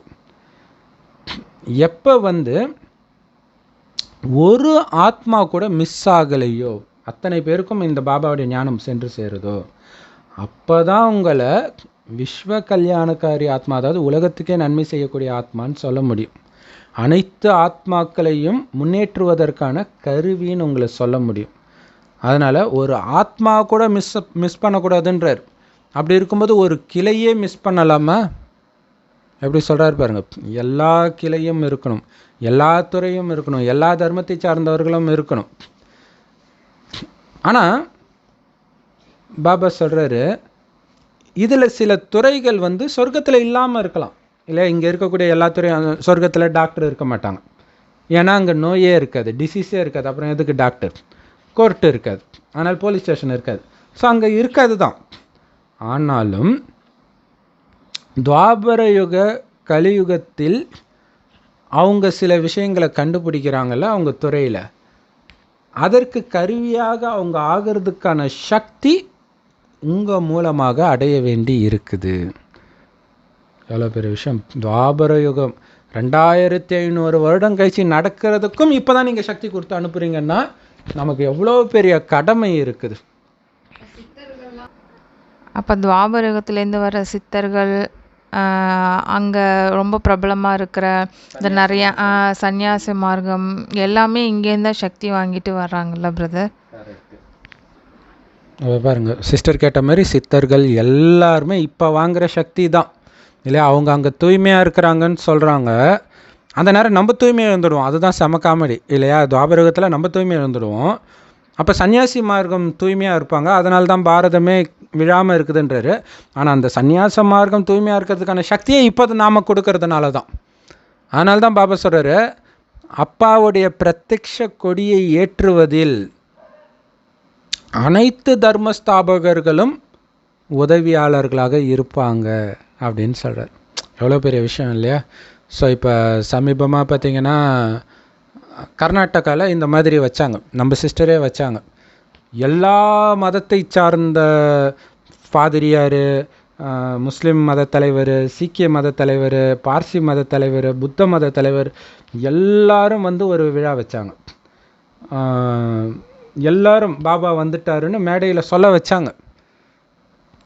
ஸோ அந்த மாதிரி அதுதான் மிகப்பெரிய சேவை. ஸோ அதற்கு கருவியாக அவங்க ஆகியிருக்கிறாங்க. இந்த மாதிரிலாம் ஆகும்னு பாபா சொல்லியிருக்கிறாரு. ஆனால் ஆல்ரெடி அது நடக்க ஆரம்பிச்சிடுச்சு. இது ஆக்சுவலாக பார்த்திங்கன்னா மற்ற அஞ்ஞானிகள் பண்ணுறாங்க. இது புட்டபர்த்தி சாய்பாபாவுடைய பர்த்டே அப்போல்லாம் அவங்க ஆட்கள் என்ன பண்ணுவாங்க, அனைத்து மத நல்லிணக்க மாநாடுன்ட்டு எல்லா மதத்தை சார்ந்தவங்களையும் கூப்பிடுவாங்க, பிரம்மகுமாரிகளையும் கூப்பிடுவாங்க. எல்லாருக்கும் பேசுகிறதுக்கு டைம் கொடுப்பாங்க. 5 நிமிஷம் தான் டைம் இல்லை அப்படின்னு சீனை போடுவாங்க. ஸோ 5 நிமிஷம் நம்ம பேசிவிடுமா, பேசி முடித்ததுக்கப்புறம் அவர் 2 மணி நேரம் பேசுவார் சத்ய சாய்பாபாவுடைய புராணத்தை. இதை நாம் பண்ணணும் ஆக்சுவலாக, இல்லையா? ஸோ இதை கர்நாடகா பிள்ளையார் சொல்லி போட்டிருக்குது. மற்றவர்களும் இதை பண்ணணும். அநேகமாக இந்தியாவிலே அவங்க தான் ஃபஸ்ட்டு பண்ணியிருக்கிறாங்கன்னு நினைக்கிறேன். அப்போ தான் சுகமான உலகத்தின் ஸ்தாபனை அனைவரின் ஒத்துழைப்போடு நடந்ததுன்னு சொல்ல முடியும். இல்லையா? இப்போ கல்யாணம் பண்ணோன்னாலே எல்லாரையும் கூப்பிடுறோம். அது ஒன்று ஆசீர்வாதம், இன்னொன்று எல்லாருடைய ஒத்துழைப்புனால் நடந்ததுன்ட்டு. அப்போ சொர்க்கமும் அப்படி தான், எல்லாருடைய ஒத்துழைப்புனால ஸ்தாபனை செய்யப்பட்டது அப்படின்னு சொல்லணும். அதனால தானே எல்லா மதத்துலையும் சொர்க்கத்தை பற்றி பேசுகிறாங்க. அதுக்கு ஒரு மகிமை இருக்குது இல்லையா? ஸோ எல்லாருமே ஒத்துழைப்பு கொடுப்பாங்க, சகயோகியாக ஆவாங்க. ஆனால் அவங்களையும் விசேஷ ஆத்மாக்கள் இருக்கிறாங்க இல்லையா, அவங்கள முன்னுக்கு வர வைங்க அவங்களுடைய சகயோக சக்தியின் மூலமாக. அந்த ஆத்மாக்களை கருவியாக்குங்க அப்படின்னு பாபா சொல்கிறார். ஏன்னா எனக்கு தெரிஞ்ச நிறைய கன்னிகாஸ்திரிகள் பாதிரியார்கள் பக்கா பிரம்மகுமாரிகளாக இருக்கிறாங்க. ஆனால் அங்கேயே இருக்கிறாங்க, குப்தமாக இருப்பாங்க. அங்கேயும் அவங்களுடைய வேலையும் பார்ப்பாங்க, பிரம்மகுமாரிகள் வேலையும் பார்ப்பாங்க. அதேமாதிரி முஸ்லீம்ஸும் பண்ணிகிட்டு இருக்கிறாங்க. அதனால் பாபா சொல்கிறாரு, அந்த ஆத்மாக்களை, அந்த ஆத்மாக்கள்ன்ற விதையை அந்த ஆத்மாக்களை கருவியாக்கக்கூடிய விதையை விதையுங்கள், அவங்களுக்கு ஞானத்தை கொடுங்கள். என்ன பண்ணணும்னு தெரிஞ்சுதா? ஏன்னா நியூ இயர் கொண்டாடுறீங்க, அவங்க என்ன ஒரு பட்டாசை வெடிச்சிட்டு கேட்க வெட்டினா முடிஞ்சு போச்சு. நம்மளது அப்படி கிடையாது, புது உலகத்தையே உருவாக்குறோம். அதுக்கு இவ்வளோ வேலை இருக்குது. பண்ணுறீங்களா? பண்ணுங்கன்றார். ஏன்னா இப்போ நமக்கு ஐபி, விஐபி, விவிஐபி ஆத்மாக்கள் எல்லாம் வெளிநாட்டில் கூட அவங்களோட தொடர்பில் வர்றது நமக்கு இப்போ ரொம்ப ஈஸி ஆகிடுச்சு. இப்போ இந்தியாவே உலக அளவில் ரொம்ப ஃபேமஸ் ஆகிடுச்சு இல்லையா? மோடி பெஸ்ட்டு பிரதமர்ன்றாங்க. மோடி சொன்னதுனால உலகம் ஃபுல்லாக உலக யோகா தினம்ன்றாங்க. ஸோ இப்போ எல்லாரையும் சந்திக்கிறது ஈஸி ஆகிடுச்சு. அதாவது வல்லரசு நாடுகள்லாம் இந்தியாவை பார்த்து பொறாமப்படுற அளவுக்கு வளர்ந்துருச்சு இன்றைக்கி இந்தியா. அதனால் அவங்கள சந்திக்கிறது ஒன்றும் கஷ்டம் கிடையாது இப்போ. ஸோ இப்போ விஐபி சந்திக்கிறதெல்லாம் ஈஸி தானே. வெளிநாட்டிலே ஈஸினா உள்நாட்டில் கேட்கவே தேவையில்லை இல்லையா? அதனால் அடுத்த நியூ இயருக்கு நீங்கள் வரும்பொழுது பாபா அந்த மாதிரி ஒரு பொக்கேவை எடுத்துகிட்டு வர்றதை பார்க்க விரும்புகிறார். ஏன்னா அதுதான் உண்மையிலே விலை மதிப்பற்ற புத்தாண்டு பரிசு பாபாவுக்கு நீங்கள் கொடுக்குற பரிசுன்றார். ஸோ அதுக்காக உங்களுக்கு 1 வருஷம் டைம் இருக்குது. இது ஒன்றும் குறுகிய டைம் கிடையாது. ஸோ இந்த நாட்டை சார்ந்தவர்களும் வெளிநாட்டை சார்ந்தவர்களும் இதை பண்ண முடியும். பண்ணுவீங்க தானே? அதை ஆல்ரெடி பண்ணிட்டோம் பாபான்னு சொல்லுங்கள். நீங்கள் ஜஸ்ட்டு கருவி தான். எப்படி சூப்பராக சொல்கிறாரு பாருங்க. அடுத்த வருஷம் தான் பண்ண போகிறீங்க, ஆனால் எப்படி சொல்லணும், டன், அது முடிஞ்சிடுச்சு பாபா. ஏன்? அது முந்தைய கல்பத்தில் முடிஞ்சிச்சு, நாங்கள் வெறும் கருவி தான், அது பண்ணிவிடுவோம் அப்படி சொல்லுங்கன்ற. நீங்கள் வெறும் கருவியானால் போதும், பாபா பார்த்துக்குவார் எல்லாத்தையும். ஸோ ரெட்டை வெளிநாட்டினர்கள் சொல்லுங்கள். ஸோ வெளிநாட்டினர்கள் நீங்கள் இப்போ கைத்தட்டலாம். அச்சா, நல்லது. யார் இதை முதல்ல இந்த மாதிரி பொக்கேவை உருவாக்குறாங்க? பாரதத்தை சார்ந்தவர்களா வெளிநாட்டை சார்ந்தவர்களான்னு பார்க்கலாம். அதே மாதிரி எவ்வளோ பெரிய பொக்கேவை நீங்கள் ப்ரிப்பேர் பண்ண போகிறீங்கன்னு பார்க்கலாம். ஓகே தானே? ஏன்னா பாபா சொல்கிறத எல்லாரும் கேட்குறாங்க, எல்லா நாட்டில் இருந்தும் டிவியில் பார்க்குறாங்க. அதனால் எல்லாருக்கும் ஒரு உற்சாகம் வருது, நாம் பண்ணுறோம் பாபா அப்படின்ட்டு. ஸோ அவங்க மைண்டுக்குள்ளே திட்டம் போடுறாங்க, இதை பண்ணணும் அதை பண்ணணும்னு. நல்லது, இதுதான் வேர்ல்டு சர்வீஸ், உலக சேவை. சரி, அது உலக சேவை. இப்போ உங்களுக்காக நீங்கள் என்ன பண்ண போகிறீங்க அதான் சுய புருஷார்த்தம், நம்மை மாற்றிக்கிறது. அதுக்கு என்ன பண்ண போகிறீங்க? அதுக்கும் நீங்கள் பிளான் பண்ணுவீங்க தானே. ஏன்னா உங்களுக்கு நன்மை செய்கிறதுக்கு நீங்கள் உயர்ந்த திட்டத்தை உருவாக்கலை அப்படின்னா உங்களால் உலக சேவை செய்கிறதுக்கான சக்தியை வாங்க முடியாது. எப்படி சொல்ல, சுயமாற்றமே உலக மாற்றம். உங்களை மாற்றிக்கிட்டால் தான் உலகத்தை மாற்ற முடியும். ஸோ உலக சேவை செய்கிறதுக்கு திட்டம் போடுற மாதிரி உங்களை மாற்றிக்கிறதுக்கும் நீங்கள் திட்டம் போடணும். அது ரொம்ப முக்கியம். அதனால தான் பாப்தாதா சொல்கிறார். ஸோ பாப்தாதாவுக்கு தெரியும் குழந்தைங்க ரொம்ப ஊக்க உற்சாகத்தோடு இருக்கிறாங்க, இந்த சேவை செய்யணும் அந்த சேவை செய்யணுன்ட்டு. நீங்கள் வைர விழா கொண்டாடினாலும், தங்க விழா கொண்டாடினாலும், வெள்ளி விழா கொண்டாடினாலும், அல்லது என்ன விழா கொண்டாடினாலும் சரி, ஊக்க உற்சாகத்தோட பாப்தாதாவுக்கு இதயபூர்வமாக நீங்கள் சத்தியம் பண்ணுறீங்க. என்ன சத்தியம் பண்ணுறீங்க? பாபா உங்களுக்கு சமமாக கண்டிப்பாக ஆகி தீருவேன் பாபான்றீங்க. எல்லோரும் இந்த சத்தியம் பண்ணியிருக்கிறீங்க தானே? ரெட்டை வெளிநாட்டினர் சத்தியம் பண்ணியிருக்கிறீங்க தானே? எல்லோரும் அப்படி மேலே பாபாவுக்கு டாட்டா காட்டுற மாதிரி கையை அசைச்சாங்க. அப்படின்னு அர்த்தம், சத்தியம் பண்ணியிருக்கிறோம் பாபா அப்படின்னு. நல்லது, வாழ்த்துக்கள். நீங்கள் எல்லோரும் ரொம்ப ரொம்ப இனிமையான, நல்ல, அன்பான, சக்திசாலியான சத்தியம் பண்ணியிருக்கிறீங்க. என்னது? பாபாவுக்கு சமமாக ஆவேன். பாபாவுக்கு சமமாக ஆகிறதுனா என்னது? அவர் மாதிரி தூய்மையாக இருக்கிறது, அன்பாக இருக்கிறது, அமைதியாக இருக்கிறது, உலக நன்மை கருணை கடலாக இருக்கிறது, அந்த மாதிரி ஆகியே தீருவோம் பாபா அப்படின்னு சத்தியம் பண்ணியிருக்கிறீங்க. இப்போ அந்த சத்தியத்தை ஜஸ்ட்டு நிறைவேற்றினா போதுன்ற. சத்தியம் பண்ணிட்டீங்க, பண்ணதை நிறைவேற்றுங்க, வாக்கை நிறைவேற்றுங்க. ஏன்னா சத்தியம் பண்ணும்போது அவ்வளவுக்கு உற்சாகத்தோடு சத்தியம் பண்ணீங்க. அந்த நேரத்தில் நீங்கள் ரொம்ப ரொம்ப தைரியமாக இருந்தீங்க. ஆனால் அதுக்கப்புறம் என்னாச்சு? மாயா வந்தது. சில சமயம் எலியின் ரூபத்தில் வந்தது, சில சமயம் பூனையின் ரூபத்தில் வந்தது. பூனை என்ன பண்ணும்? மியாவ் மியாவ்னு கத்தும். அதே மாதிரி குழந்தைங்க என்ன தெரியுமா பண்ணுறாங்க? மாய் மாய் மாயின்றாங்க. ஹிந்தியில் மைனா என்ன? நான். அதனால் பூனை மாதிரி மாய் மாய் மாய் மாயின்னு கத்தாதீங்க. எலி என்ன பண்ண முடியும்? ஏன்னா நான் சொல்கிறதுனால தானே மாயையே வருது. சத்தியம் பண்ணும்போது நல்லா ஓகே பாபா சத்தியம் பண்ணிடுறீங்க. அப்புறம் என்ன ஆயிடுது? மாயா பூனை ரூபத்தில் மே மே மேந்து. மேன என்னது? நான் அர்த்தம். அடுத்தது எலி ரூபத்தில் வருதுன்றார். எலி என்ன பண்ணும் தெரியுமா? எதாக இருந்தாலும் கடிக்கும். புக்கெல்லாம் கடிச்சு வச்சிடும், பார்த்துருக்கீங்களா? புக்கு என்ன, அது கடிச்சு சாப்பிட்ற பொருள். ஷூவெல்லாம் கடிக்குது, அது என்னன்னே தெரியாமல் அது கடிக்கும். அந்த மாதிரி தான் இந்த மாயையும் என்ன பண்ணுமா, நம்மளை அதாவது மனுஷனையும் கடிக்கும் தெரியுமா? எலி எப்படி தெரியுமா கடிக்கும்? மனுஷனை கடிக்கிறதே தெரியாது. எலி எப்படி கடிக்கும் அப்படின்னா, ஃபஸ்ட்டு ஊதும் அந்த இடத்த. இப்போ காலை கடிக்குதுன்னா ஊதும்போது என்ன ஆகுனா அந்த இடம் மறுத்து போயிடும், உடனே கடிக்கும். வலி வர ஆரம்பிச்சிடும் இல்லையா, மறுபடியும் ஊதும், உடனே அந்த இடமா மறுத்துடும். இப்படியே அது பாட்டுக்கு கடிக்கும். காலைல எழுந்துச்சி பார்த்தா பேண்ட்டெல்லாம் ரத்தமாக இருக்கும். அப்புறம் தான் தெரியும் எலி கடிச்சிருக்கணும். சில சமயம் அந்த பேக்கெட்டில் மிக்சர்லாம் வச்சுட்டு தூங்குவாங்க இல்லையா, ஸோ அந்த மாதிரி எங்கள் ரிலேஷனில் அந்த மாதிரி ஆகிருக்குது. இது கூட தெரியாமல் தூங்கணும் அப்படின்ட்டு எல்லோரும் நக்கல் பண்ணுவாங்க. ஆனால் இப்போ பாபா சொல்லும்போது தான் தெரியுது, அது ஊதி ஊதி கடிக்கிறதுனால அவங்களுக்கு தெரியாது. அதே மாதிரி தான் குழந்தைங்க பாபாவுடைய நினைவுலேருந்து எவ்வளோ பொக்கிஷத்தை சேர்த்து வச்சுருக்குறாங்க. அதை இழக்கிறோன்ற உணர்வே குழந்தைங்களுக்கு வராத மாதிரி அது கடிச்சிடுது. நானுங்கிற அகங்காரம், காமம், கோபம், பற்று, பேராசை, அகங்காரத்தினால அதை இழக்க வச்சிடுது. எல்லாத்தையும் அது சாப்பிட்டுடுது. சில சமயம் சிங்கத்தின் ரூபத்தில் வருது மாயா. சிங்கம் என்ன பண்ணும்? சிங்கத்தை பார்த்த உடனே என்ன ஆகும்? மனுஷனுக்கு என்ன வரும்?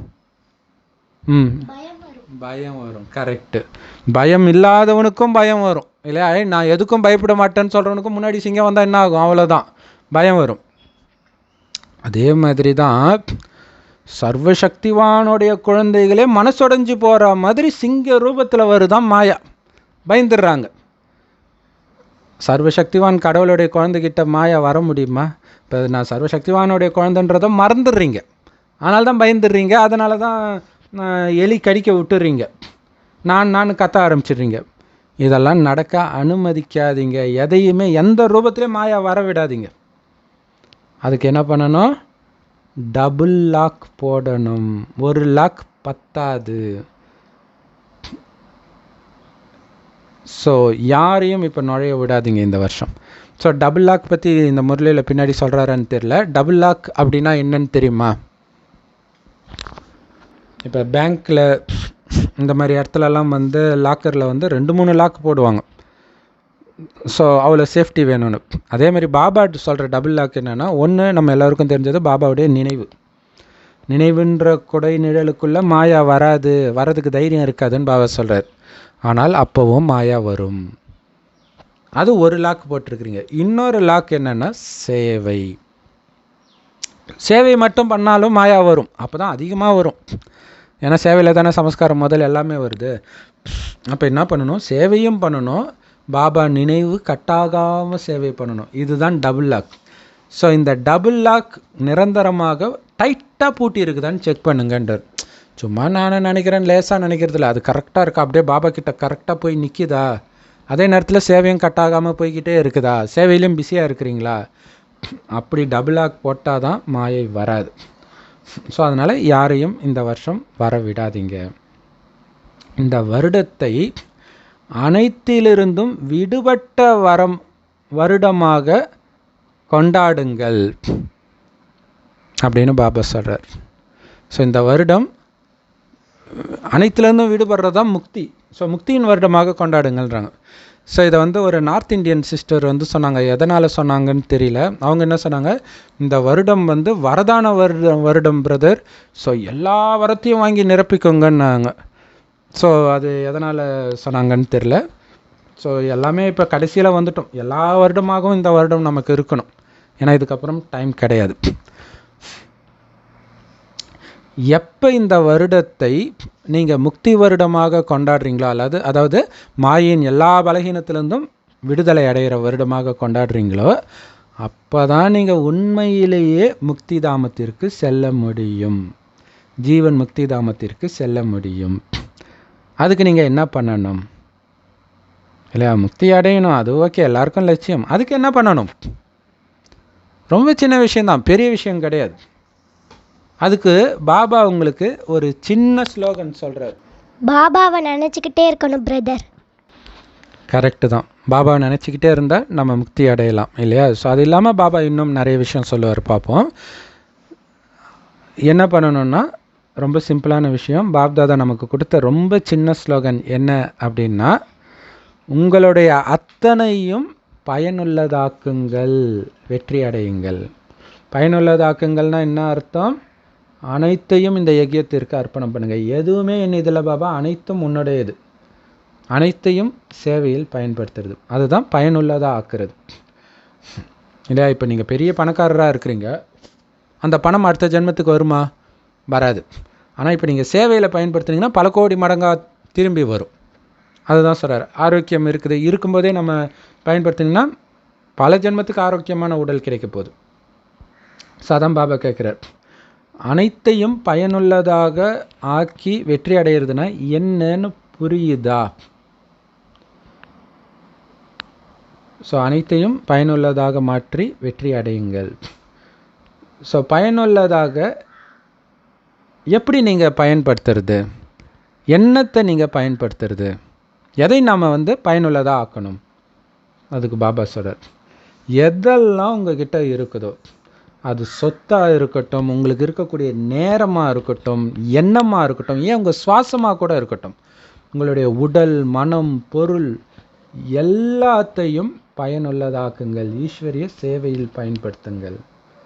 நம்மக்கிட்ட இருக்கிற அத்தனையும் பாபாவுக்கு தான், முழு அர்ப்பணம் இல்லையா? எண்ணம் பாபா சொல்கிறத பற்றி மட்டும்தான் சிந்தனை பண்ணிகிட்ருக்கோம். நேரம் பாபாவை சிந்தனை செய்கிறதுலையும் பாபாவுடைய சேவைக்காக மட்டும்தான் பயன்படுத்தும், வேறு எதுக்கும் பயன்படுத்த மாட்டேன். அந்த மாதிரி பயன்படுத்துறது. அப்படி இல்லை வேறு ஏதாவது பண்ணிங்கன்னா என்ன அர்த்தம்? அதை வீணாக்குறீங்கன்னு அர்த்தம் இல்லையா? இது பாபா கொடுத்த நேரம், அதை மற்ற விஷயத்துக்கு யூஸ் பண்ணுறீங்கன்னா அதை வீணாக்குறீங்கன்னு அர்த்தம். அதனால் இப்போவே பயன்படுத்தணும். இல்லை பாபா, நான் அதை பத்திரமா அதுக்கப்புறம் தேவைப்படும் போது பயன்படுத்துகிறேன்னு பூட்டி வைக்கிறது கிடையாது. இப்போவே பயன்படுத்துங்க, ஏன்னா எந்த நேரம் வேணாலும் உயிர் போகும். இந்த பயன்படுத்துறதுன்னு பாபா சொல்கிறார்ல பிரதர், அது வந்து பார்த்திங்கன்னா இப்போ நம்மளுடைய எண்ணம், நேரம் எல்லாத்தையுமே வந்து பாபாக்காக அர்ப்பணம் பண்ணுறோம். இப்படி அர்ப்பணம் பண்ணுறதுனால நமக்கு என்ன நன்மை கிடைக்கும் அப்படின்னா, நம்மளுடைய வேஸ்ட் தாட்ஸ், நெகட்டிவ் தாட்ஸ், அப்புறமேல வந்து பார்த்திங்கன்னா நமக்கு நிறைய விஷயங்களில் பலகீனம் இருக்கும். நம்மளால் இதை செய்ய முடியுமா, நம்மளால் முயற்சி செய்ய முடியுமா, முன்னேற முடியுமா, நம்ம கடைசியாக வந்துட்டோமே, நம்மளுக்கு இவ்வளோ பிரச்சனைகள் இருக்குதே அப்படிங்கிற அந்த பலகீன எண்ணங்கள் எல்லாமே இந்த அர்ப்பணம் பண்ணுறது மூலமாக ஈஸியாக வெளில வந்துடலாம் பிரதர். இப்போ நமக்கு நிறைய சுமைகள் இருக்குது இல்லையா, நமக்கு நிறைய சுமைகள் இருக்குது, நிறைய பலகீனங்கள் இருக்குது அப்படின்னா இந்த ஒரு பாயிண்ட் ஞாபகம் வச்சுக்கணும். என்ன ஞாபகம் வச்சுக்கலாம் அப்படின்னா, என்னுடைய எண்ணம், சொல், செயல், என்னுடைய நேரம், என்னுடைய உடல், என்னோட மனம், பொருள் எல்லார்ட்டையும் இருக்குன்னு சொல்ல முடியாது, பட் உடலும் மனமும் எல்லார்கிட்டையும் இருக்கும். அதை வந்து நம்ம பாபாட்ட கொடுத்துட்டு, பாபா உங்ககிட்ட நான் இதை கொடுத்துட்டேன், என்னோட மனதையே கொடுத்துட்டேன், என்னோட எண்ணத்தையே உங்ககிட்ட கொடுத்துட்டேன், எப்படியாவது சேவை செஞ்சுக்கோங்க, என்னோட வேலை உன்னை நினச்சிட்டு இருக்கிறது மட்டும்தான் அப்படின்ட்டு சொல்லிட்டாலே நம்மளுடைய பாதி சுமைகள், பாதி அதாவது நம்மகிட்ட இருக்க எல்லா பலகீனங்கள், சுமைகள் அப்படியே ஃபினிஷ்ட் ஆகிடும் பிரதர். டக்குன்னு ஃபுல் ஸ்டாப் வைக்கலாம் பிரதர் அந்த இடத்துல நம்மளால். ஸோ பாபா சொல்கிறாரு, உங்களுடைய எண்ணங்களை கூட பயனுள்ளதாக்குங்க. அப்படின்னு என்ன அர்த்தம்? உலகியல் விஷயம், கலியுகத்தின் விஷயத்தை பற்றி சிந்தனை பண்ணக்கூடாது. பாபா சொன்னார், சொர்க்கம் எப்படி இருக்கும் அதை மனசில் எடுத்துகிட்டு வா, ஞான ரத்தினங்களோட விளையாடுங்கன்றார் இல்லையா. ஸோ எண்ணங்கள் கூட மற்றவர்கள் தூய்மையாகணும், பாபா குழந்தையாகணும், இந்த மாதிரி விஷயத்தில் மட்டும்தான் அது பிஸியாக இருக்கணும். ஏன் தெரியுமா? உங்களுடைய ஒவ்வொரு எண்ணமும் உங்களுடைய சொத்துன்றார். இந்த எண்ணத்தை வச்சு தான் ஸ்தூலமாக எல்லாத்தையுமே நீங்கள் சம்பாதிக்க போகிறீங்க 5000 வருஷத்துக்கு. ஸோ அதுவும் உங்களுடைய சொத்து தான் இல்லை. இப்போ சிஸ்டர் சொன்னாங்களே சொத்து கூட இல்லாமல் இருக்கலான்ட்டு, இப்போ பாபா அடுத்த லைனில் பதில் சொல்கிறார், உங்களுடைய எண்ணமும் உங்களுடைய சொத்து தான், மிகப்பெரிய சொத்து அது. எண்ணம் மோசமாக இருந்தால் அது காரியத்தில் வரும், அனைத்தையும் இழந்துடுவீங்க. மற்றபடி பணம் வந்து ஸ்தூல சொத்து. அதே மாதிரி உங்களுடைய நேரம், சுவாசம், எண்ணம் இதெல்லாம் சூக்ஷ்ம சொத்து இல்லையா. அந்த சுவாசம் இருக்கிற வரைக்கும் தானே இந்த உடம்புல இருக்க முடியும். ஸோ அப்போ ஒரு சுவாசத்தை கூட வீணாக்காதீங்க அப்படிங்கிறதுடைய அர்த்தம் என்ன? ஒரு சுவாசம் கூட சேவை செய்யாமல் போயிடக்கூடாது. அதே மாதிரி ஒரு நேரமும் இல்லையா, இந்த உடம்புல நாம் இருக்கிற ஒரு நேரமும் நமக்கு கடவுள் கொடுத்த வரப்பிரசாதம், சம்பாதிக்கிறதுக்கான டைம் இது. எண்ணங்கள் இதெல்லாம் சூக்ஷ்ம சொத்து. இந்த சொத்து இல்லைன்னு யாருமே சொல்ல முடியாது. ஒரு எண்ணம் கூட வீண் எண்ணமாக வீணாகி போக விடாதீங்க. எல்லாமே பயனுள்ளதாக்குங்க. பயனுள்ளதாக்குங்கன்னா என்ன அர்த்தம்? ஸ்ரீமத் படி பயன்படுத்துங்க. நீங்கள் மனதால் சேவை செய்தாலும், வார்த்தையால் சேவை செய்தாலும், செயலால் சேவை செய்தாலும், நீங்கள் எல்லா நேரமும் எவ்வளவு பயன்படுத்துகிறீங்க உங்களுடைய மனதை, வார்த்தையை, சேவையை, அதன் மூலம் எவ்வளவு ஆன்மீக வருமானம் சேர்க்குறீங்க அப்படின்னு செக் பண்ணிக்கிட்டே இருக்கணும். இது ரொம்ப முக்கியம். இப்போ ஒருத்தர் விதண்டாவாதம் பண்ணிகிட்ருப்பார், நீங்கள் அவர்கிட்ட பாபா ஞானம் தான் சொல்லுவீங்க, 3 மணி நேரம் பேசுவீங்க, ஆனால் அதனால் யூஸே இல்லைன்னா நீங்கள் வீணாக்குறீங்கன்னு அர்த்தம். அதுக்கு தான் பாபா சொல்கிறார், நீங்கள் பயனுள்ளதாக ஆக்குனாலும் சேமிப்பு என்ன ஆகுது? ஒன்றும் ஆகலை. ஸோ அதையும் செக் பண்ணணும். அதான் புத்திசாலித்தனமாக பயன்படுத்தணும். ஒரு விஷயத்தை நீங்கள் ரைட்டாக சொல்லுவீங்க, கேட்குறவங்க தப்பாக பேசுகிறாங்க, அவங்களால அதுக்கு மேலே புரியலன்னொன்னே நீங்கள் ஆமான்னு சொல்லிட்டு எட்ட வந்துடணும். அது ரொம்ப முக்கியம். இல்லாட்டினா உங்கள் நேரம் வேஸ்ட்டாக போகுதுன்னு அர்த்தம். இந்த வருடம் பாப்தாதா உங்களுக்கு இந்த விசேஷமான வரதானத்தை கொடுக்குறார், வரம் கொடுக்குறார். ஞாபகம் வச்சுக்கோங்க, இந்த வருஷம் ஃபுல்லாக மறக்கக்கூடாத வரம். என்ன வரம் தெரியுமா? உங்கள் கிட்ட இருக்கக்கூடிய ஒவ்வொரு விஷயத்தையும் பயனுள்ளதாக பயன்படுத்துங்கள். அதன் மூலமாக பல கோடி மடங்கு வெற்றியை அனுபவம் செய்யுங்கள். இந்த உடனடி பலனை ரொம்ப ஈஸியாக நீங்கள் பிராப்தம் செய்ய முடியும், அனுபவம் செய்ய முடியும். அதுக்கு தேவை நேர்மையான உள்ளம் இல்லையா? பாபா சொன்னதை அப்படியே பாபாவுக்கு உண்மையாக இருக்கணும், அவ்வளோதான். பாபாவுக்கு உண்மையாக இருந்தால், இப்போ ஒரு பொண்ணு வந்து கணவனுக்கு உண்மையாக இருந்தால் கணவனை தவிர யாரையும் பார்க்க மாட்டா, நினைக்கக்கூட மாட்டா. அந்த மாதிரி பாபாவுக்கு உண்மையாக இருந்தால் பாபாவை தவிர யாருமே மனசில் வரக்கூடாது, வார்த்தையில் வரக்கூடாது, காதுக்குள்ளே போகக்கூடாது மற்ற யாரை பற்றியும். அந்த மாதிரி இருக்கணும். அந்த மாதிரி உண்மையான இதயத்தை பார்த்து தான் நம்மளுடைய போலாநாத் தந்தை சந்தோஷப்படுறார். அவர் அப்பாவிங்க பாபா, ஈஸியாக ஏமாந்துடுவார். அப்போ ஏமாத்தாத மனைவி தானே அவருக்கு பிடிக்கும். இத்தனை மனைவி நாம் எல்லாரும் இருக்கிறோம். போலாநாத்னா என்ன? கள்ளங்கபடமற்றவர். அப்போ உண்மையான உள்ளம் கொண்ட மனைவியை கண்டு தான் அவருக்கு சந்தோஷம். அவருக்கு தான் சொத்தை எழுதி கொடுப்பார் அவர். அதனால் அனைத்தையும் பயனுள்ளதாக்கிக்கோங்க, பாபாவுடைய சேவையில் பயன்படுத்துங்க. ஞான செல்வம், எனக்கு ஞானம் நல்லா தெரியும், ஆனால் நான் வெளியில் சொல்லவே மாட்டேன். அப்போ அந்த ஞானம் இருந்து என்ன பிரயோஜனம்? பாபா சொல்கிறாரு, நீ யாருக்குமே காசு கொடுக்கலன்னா நீ பணக்காரன் எப்படி நம்புவான்? அதனால் பாபா சொல்கிறார், ஒரு வினாடியும் உன்னுடைய ஞான செல்வத்தை, சக்தியின் செல்வத்தை, தெய்வீக குணங்களின் செல்வத்தை பயன்படுத்திக்கிட்டே இரு, பயனுள்ளதாக ஆக்கு. உன்னை சுற்றி சக்தி போய்கிட்டே இருக்கணும். ஞான சூரியனை சுற்றி ஒளிக்கதிர் போகிற மாதிரி நம்மை சுற்றி எப்போவுமே அன்பு சக்தியும் அமைதி சக்தியும் எல்லோரும் நல்லா இருக்கணுன்ற சுப விருப்பங்களும் அதிர்வலைகளாக போய்கிட்டே இருக்கணும். தெய்வீக குணங்கள் வெளிப்படுத்துறதுக்கான வாய்ப்பு தான் ஒரு வினாடியும். அந்த சிரிச்ச முகம், நீங்கள் இப்போ ஸ்கூல் ஸ்டூடெண்ட்டாக இருந்து ஏதோ ஒரு தப்பு ஹோம்ஒர்க் எழுதலை அல்லது தப்பாக எழுதிட்டிங்கன்னா, அந்த தெய்வீக குணத்தின் சொரூபமாக இருந்தால் உங்களை பார்த்தா மிஸ்ஸுக்கு உங்களை அடிக்கணுன்ற எண்ணமே வராது. வாயை திறந்தே சொல்லுவாங்க, என்னன்னே தெரில, உன்னை பார்த்தா எனக்கு அடிக்க முடியலன்ட்டு. ஸோ அப்போ அந்த தெய்வீக குணத்தை உங்களுடைய முகத்தின் மூலமாக வெளிப்படுத்துகிறீங்க, உங்கள் வார்த்தைகள், இனிமையான வார்த்தைகளின் மூலமாக வெளிப்படுத்துகிறீங்க. ஸோ எப்படி பயனுள்ளதாக ஆக்கிக்கணும் அப்படின்னு இப்போ தெரிஞ்சுக்கிட்டீங்களா? அதே நேரத்தில் மற்ற விஷயங்களெல்லாம் வெளியில் தள்ளி,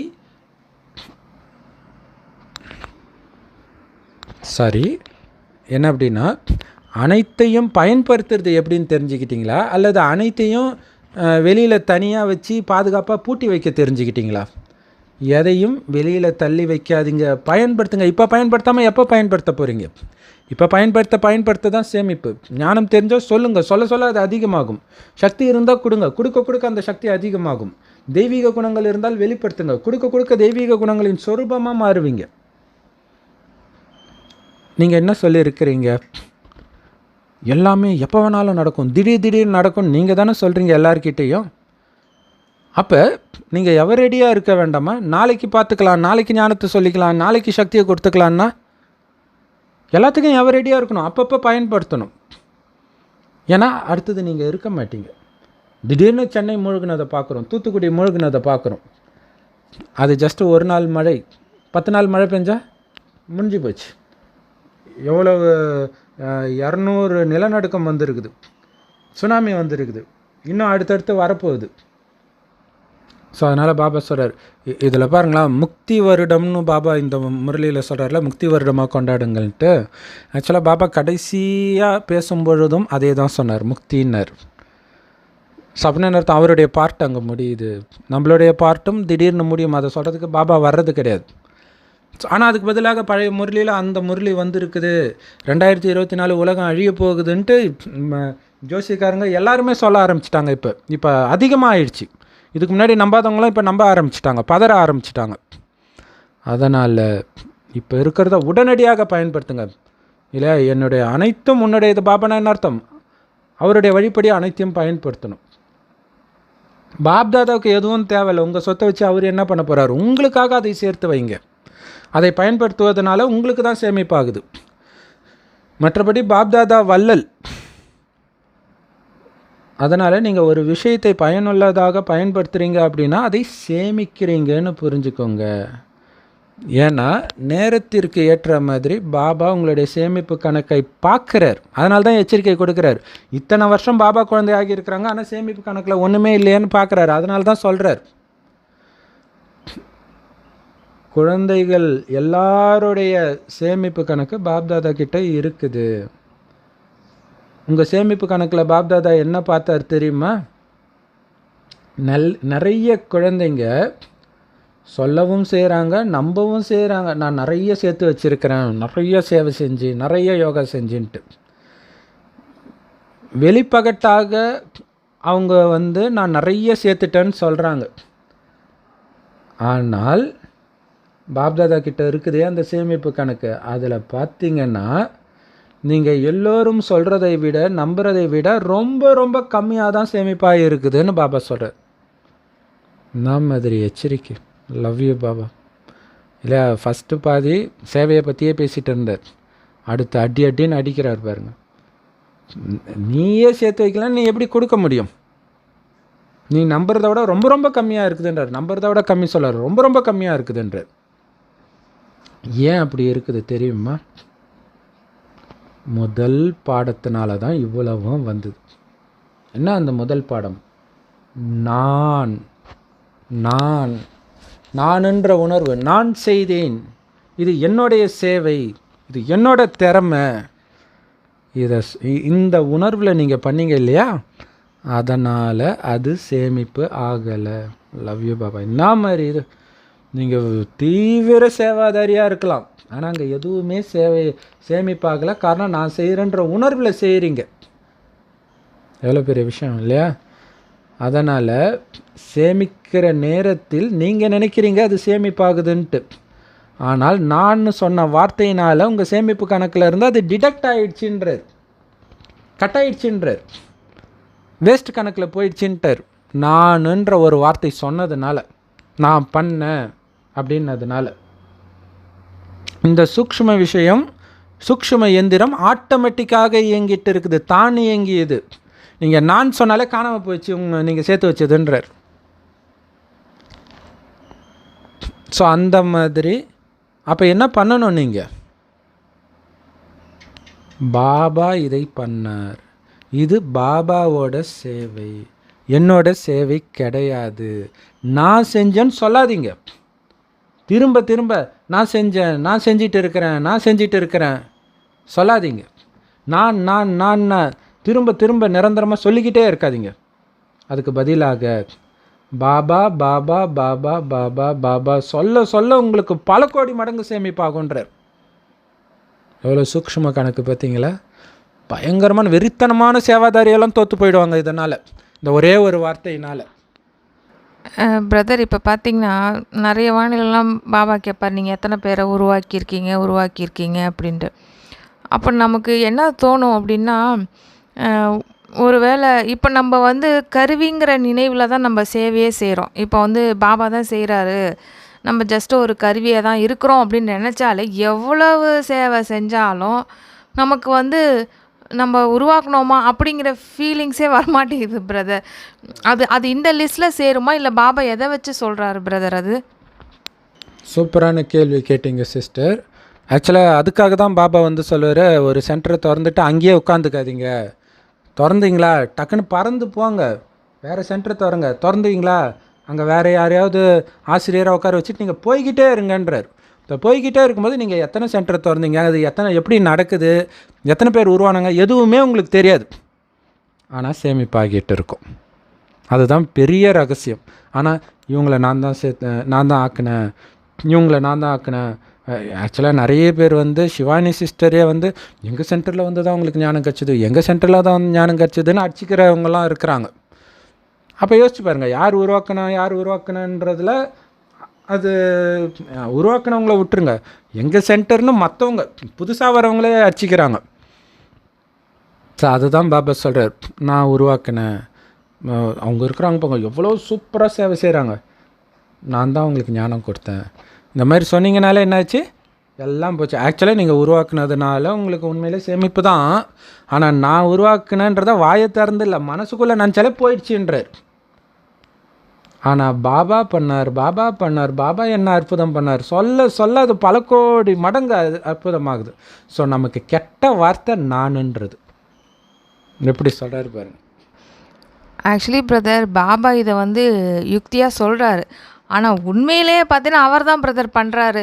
நம்ம ஜஸ்ட்டு இப்போது நம்ம சில வாணிகள்லாம் இப்போ இந்த வானிலை கூட பார்த்துருப்போம். கடைசி நேரத்தில் வந்து பார்த்தீங்கன்னா, நீங்கள் தான் எல்லாத்துக்கும் முக்தி கொடுக்குற கருவியாக இருப்பீங்க, சுகத்தை கொடுக்குற கருவியாக இருப்பீங்க அப்படின்ட்டு பாபா சொல்லிட்டு இருக்கிறாரு. இப்போ பார்த்தீங்கன்னா நிறைய பேர் நம்ம இயக்கத்திலே வந்து பார்த்திங்கன்னா நிறைய தீதிகள் தாதிகள்லாம் வந்து பார்த்திங்கன்னா சரீரம் விட்டுருக்குறாங்க இல்லையா? ஏன் இப்போ அவங்கக்கிட்ட போனால் வந்து நம்மளுக்கு அப்பயே கூட அவங்க நல்ல முயற்சியெல்லாம் பண்ணிட்டு தானே பிரதர் போயிருக்கிறாங்க. அவங்கள்ட்ட போன உடனே வந்து பார்த்திங்கன்னா எல்லாத்தையும் முக்தி அந்த டைம்லேயே கொடுத்துடலாமே அவங்க. அப்படி இல்லை. ஆனால் கடைசி டைமில் தான் வந்து பார்த்திங்கன்னா அவங்கவுங்க பாவத்தை கழிச்சிட்டு வரும்பொழுது நம்ம மூலியமாக தான் பாபா வந்து கொடுக்குறார். ஆனால் அதை கூட வந்து நம்ம மூலமாக, அதாவது அதை வந்து என்னால் தான் அதை ஆணுச்சு அப்படி நினைக்கிறோம் பார்த்தீங்களா பிரதர்? அது உண்மையிலே தப்பு பிரதர். ஏன்னா ஃபெயில் ஆகிறோன்னு சொல்கிறத விட உண்மையில் அவர் தான் பிரதர் பண்ணுறாரு எனக்கு தெரிஞ்சு. ஏன்னா வந்து இப்போ வந்து கடைசி நேரத்தில் இந்த ட்ராமா படி பார்த்திங்கன்னா எல்லாம் அவங்களுடைய பாவத்தை கழிச்சிட்டு வர்றாங்க கடைசியில். அந்த டைமில் பார்த்திங்கன்னா நம்மளுடைய முயற்சியின் தகுந்த மாதிரி நம்மளுடைய குணங்களும் அதிகமாயிட்டு சக்தியும் அதிகமாயிட்டு இருக்கிறோம். இருந்தாலும் கூட முக்தி கொடுக்கக்கூடிய வள்ளல் பாபா தான் பிரதர். ஜஸ்ட் நம்ம ஒரு கருவி. ஆனால் அவர் தானே பிரதர் செய்கிறாரு. இதை நம்ம ஆழமாக யோசித்தாலே நமக்கு புரியும்.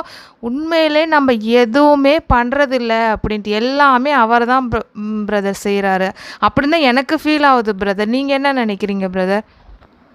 இதை நீங்கள் சொல்லும்போது இன்னொரு விஷயம் எனக்கு ஞாபகம் வருது சிஸ்டர். ரொம்ப சூப்பரான விஷயம். ஆக்சுவலாக என்னுடைய மனநிலை வந்து ரொம்ப ரொம்ப ரொம்ப ரொம்ப ரொம்ப மோசமாக இருந்துச்சு ஒரு சேவை பண்ணும்போது. காரணம் என்னென்னா, அங்கே வந்து ஒரு தேவி காட்சி திருநங்கைகளை கூப்பிட்டு டான்ஸ் ஆட வைக்கிறாங்க. அந்த திருநங்கைகள் என்ன பண்ணுறாங்க, எங்களுக்கு ஃபுல் சவுண்டு வச்சா தான் ஆடுவேன்றாங்க. ஆனால் நாங்கள் வந்து அது கீழே நடக்குது, மாடியில் வந்து இந்த மாதிரி பட விளக்கம் கொடுக்குறோம். அந்த சவுண்டில் எதுவுமே கேட்கல. நான் பேசுகிறது எனக்கே கேட்கல. அப்போ எனக்கு உண்மையிலே கோபம்தான் இருந்துச்சு. எதிர வந்து அது மாதிரி ஒரு வராங்க, அதில் குறிப்பாக ஒரு பிரதர் வராரு. அவர்கிட்ட பேசுகிறது வந்து சத்தியமாக அவர் காதில் விழுந்திருக்க வாய்ப்பே இல்லை. காரணம், என் காதிலே விழலை நான் பேசுகிறது. நான் சத்தம் போட்டு தான் பேசினேன், ஆனால் காதிலே விழலை.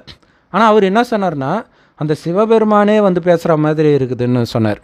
இப்போ உண்மையில் என்னென்னா, பாபா அங்கே ஏதோ மேஜிக் பண்ணியிருக்கிறாருன்றது மட்டும்தான் உண்மையை தவிர, நான் பேசுனது அவர் காதில் விழ வாய்ப்பே கிடையாதுன்னு எனக்கு நல்லாவே தெரியும். ஸோ அப்போ பாபா பண்ணுறார் இல்லையா? எந்த நேரம் வேண்டுமானாலும் நான் பிரவேசமாகி சக்தி கொடுத்து எதிர இருக்கிற ஆத்மாவுடைய தகுதிக்கு ஏற்ப நான் கொடுப்பேன்னுவர். நமக்கு தெரியாது, நிறைய டைம் வந்து நம்ம ஞானம் கொடுக்கும்போது நம்ம யோசிக்காத சில வார்த்தைகள் நம்ம வாய் வழியாக வரும். கடைசியில் வந்து காட்சி காட்டி தான் எல்லாத்தையும் அமைதியாக்குவார் அப்படின்ட்டு சொல்கிறார். காட்சி கொடுக்குற சாவி வந்து நம்மக்கிட்ட இல்லையே பிரதர், அது பாபாட்டா தானே இருக்குது. அப்போ இந்த நான்கிற விஷயம் வந்து பார்த்திங்கன்னா தேவையே இல்லைன்னு நினைக்கிறேன் பிரதர். அது வந்து அது ஒரு மாயா. அதை நம்ம கண்டறிஞ்சு அதை முழுமையாக வந்து அந்த நான் அப்படிங்கிறத கட் பண்ணணும் பிரதர். எனக்கு தெரிஞ்சு நம்ம நினச்சிக்கிறோம் நம்மளுக்கு ஞானம் வந்து கிடச்சிருச்சு அப்படின்னா நம்ம ஒரு பெரிய ஆள், பாபாவோட குழந்தை அப்படிங்கிற அந்த சுத்த அகங்காரம் இருக்கணும். அதனால தான் பாபா சொல்கிறாரு, அதுக்கு தான் பாபா சொல்கிறார் நிர் அகங்காரி அப்படிங்கிற ஒரு ஒரு ஒரு சப்ஜெக்டே இருக்குது பிரதர். அதில் வந்து நம்ம ரொம்ப கவனமாக இருக்கணும். ஏன்னா எல்லாமே பாபா தான் பிரதர் செய்கிறார். கடைசியில் நம்ம ஒரு பாவியாக இருக்கிறோம், அவர் தான் நம்மளை வந்து தூய்மையாக்குற. அது என்ன சொல்கிறது, பாபா சொல்லுவார் நீங்கள் ஒரு கருவி தான் அடிக்கடி நம்மளை பார்த்து சொல்லிகிட்டே தான் இருக்கிறார். ஆனால் அது உண்மையான பொருள், நெஞ்சமாலுமே நம்ம கருவி தான்ப்பா. அப்படி தான் அந்த நினைவு இருந்துச்சு அப்படின்னா எல்லாத்தையும் அவர் பார்த்துக்கிறார் பிரதர். அவ்வளோதான் பிரதர். இன்னொரு உதாரணம் கூட நம்ம சொல்லலாம் பிரதர். அம்மா வந்து ஒரு டைம் வந்து ஏதோ ஒரு மேடையில் வந்து பேசும்போது கீழே இருக்கிற ஒருத்தவங்களுக்கு வந்து தேவி போல் காட்சி மாதிரி கிடச்சிது அப்படின்னவும் அவங்க போய் சொல்கிறாங்க, நீங்கள் எனக்கு வந்து தேவியாக காட்சி தெரிஞ்சிங்க, அந்த மாதிரி காட்சி தெரிஞ்சிங்க அப்படின்னு சொல்லும்போது அம்மா சொன்னாங்களா, அது உங்கள் பாவனையோடைய பலன் அப்படின்னு சொல்லியிருக்கிறாங்க. இப்போ அந்த இடத்துல வந்து அவங்களோட நான் தான் பண்ணுறேன்ட்டு அவங்க சொல்லலை பிரதர். அந்த மனநிலையை நம்ம பார்க்கணும் பிரதர். எந்த அளவுக்கு அவங்க கருவியாக இருந்திருந்தாங்கன்னா, ஒருவேளை நம்மளுக்கே அந்த மாதிரி இருந்ததாக கூட நம்ம கூட அந்த எண்ணம் வரும், ஓ நம்ம தான் பண்ணியிருக்கோம் போல இருக்குது அப்படிங்கிற மாதிரி. ஆனால் மாமா எப்படி நினச்சாங்க பாருங்கள் பிரதர். அவங்க வந்து உங்களுடைய பாவனையோட பலன் கிடைச்சிருக்குது. அதுவும் யார் பண்ணியிருக்கார்? பாபா பண்ணியிருக்காரு. அது என்னோட இது கிடையாது அப்படின்னு தெளிவாக சொல்லிட்டு போயிருக்கிறாங்க பிரதர். இதுக்காக தான் வந்து பாபா சொல்லுவார், follow father, follow mamma, mother அப்படின்ட்டு சொல்கிறது. காரணம் என்னென்னா, அவங்க ஒவ்வொரு விஷயத்துலையும் எப்படி நடந்துக்கிட்டாங்க, நம்மளும் அதே மாதிரி நடந்துக்கணும் அப்படிங்கிறது வந்து அந்த சுச்சுவேஷன்லேருந்து நம்ம தெரிஞ்சுக்கலாம் பிரதர். பண்ணுறது எல்லாமே பாபா தான் அப்படின்னு. ஸோ சிஸ்டர் சொன்னது சூப்பரான பாயிண்ட்டு. அது மாதிரி மம்மா ஒயிட் ட்ரெஸ் போட்டிருக்கிறாங்க, ஆனால் அவங்களுக்கு சிகப்பு ட்ரெஸ் போட்ட மாதிரியே தெரியுது. அதாவது என்னென்னா, துர்கா காட்சி கிடைக்கிது. அப்போ அது உன்னுடைய பாவனை மாறினாங்களே தவிர என்னுடைய யோக பலம் அப்படிலாம் சொல்லலை. உண்மையிலே பாபா சொல்கிறாரு, என்னை விட்டு விலகி போனதுனால, என்னை மறந்ததுனால தான் அனைத்தையும் இழந்தீங்கன்றார். இது உண்மையான்னு பார்த்திங்கன்னா, உலக அளவிலே பார்த்திங்கன்னா இன்றைக்கி வந்து கிறிஸ்தவர்கள், முஸ்லீம்கள் தான் ரொம்ப பணக்காரர்களாக இருக்கிறாங்க. அதுக்கு காரணம் குறிப்பாக கிறிஸ்தவர்கள், அவங்க தான் ஆண்டுட்டு இருக்கிறாங்க இல்லையா. அதுக்கு காரணம் என்னென்னா, அவங்க யாருமே நான் செய்தேன்னு சொல்ல மாட்டாங்க. இயேசுவின் நாமத்தினாலே இது நடந்தது, இயேசுவுக்கு ஜெயம் உண்டாகட்டும், இதே தான் அவங்க சொல்லுவாங்க. என்னென்னமோ அற்புதம் நடக்கும், தன் பக்கம் திருப்பவே மாட்டாங்களே. இயேசு நடத்தினார், இயேசு நடத்தினார், இயேசு நடத்தினார். இதுதான் முஸ்லீம்களில் வந்து அற்புதமே கிடையாது, எந்த அற்புதமே நடக்காது. இருந்தாலும் அல்லா அல்லா அல்லான்னு சொல்லிட்டு இருக்கிறாங்க. கஷ்டம் கொடுத்தாலும் அல்லா, எல்லாமே அல்லா தான் சொல்லிட்டு இருக்கிறாங்க. பட் அவங்க கூட கொஞ்சம் நபியை முன்னுக்கு வைக்கிறாங்கன்னு வச்சுக்கோங்க. பட் ஆனால் கிறிஸ்தவர்கள் இயேசுவின் நாமத்தினாலே தான், ஏன்னா அவ்வளோ அற்புதம், பேயை ஓட்டுவாங்க, நிறைய அற்புதங்கள் நடக்கும். ஸோ அப்போ நான் செய்தேன்ற உணர்வு இல்லாதது ஒரு முக்கியமான காரணம் அவங்க இன்றைக்கி உலகத்தை ஆண்டுக்கிட்டு இருக்கிறதுக்கு. ஆனால் இந்துக்களை பார்த்திங்கன்னா, இந்த கருப்பு சாமி இந்த மாதிரி நிறையா இருக்கும். அந்த சாமியார்களை கஷ்டத்துக்காக போவாங்க. நான் உனக்கு செஞ்சு கொடுத்தேன்ல, உனக்கு வேலை வாங்கி கொடுத்தேன்ல, அப்படியே அவரே பண்ணதாக அவர் நம்பிட்டு பேசுவார். அதுதான் காரணம் இன்றைக்கி உலகம் மோசமாக ஆச்சு இல்லையா. கடவுளை விட்டு நாம் விலகி போயிட்டோம். அதுக்கான தண்டனையை சாமியார்கள் அனுபவிக்கிறத நம்ம பார்க்குறோம் இல்லை. அவங்க வந்து பக்தர்களை அடிக்கிறாங்கன்னு பிடிச்சி ஜெயிலில் போடுறாங்க. நிறைய காரணங்கள். இன்னொன்று, அவனே சாமின்னு நினச்சிட்டு அவனே விகாரத்தில் ஈடுபட்டு பாலியல் குற்றத்தில் நிறைய பேர் ஜெயிலுக்கு போகிறாங்க.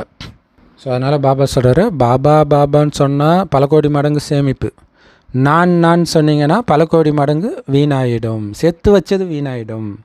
இந்த ஆட்டோமேட்டிக்கான எந்திரம் எந்த அளவுக்கு வேகமாக இயங்குதுன்னா, அது இயங்குதுன்ற உணர்வே உங்களுக்கு இருக்காதுன்றார்.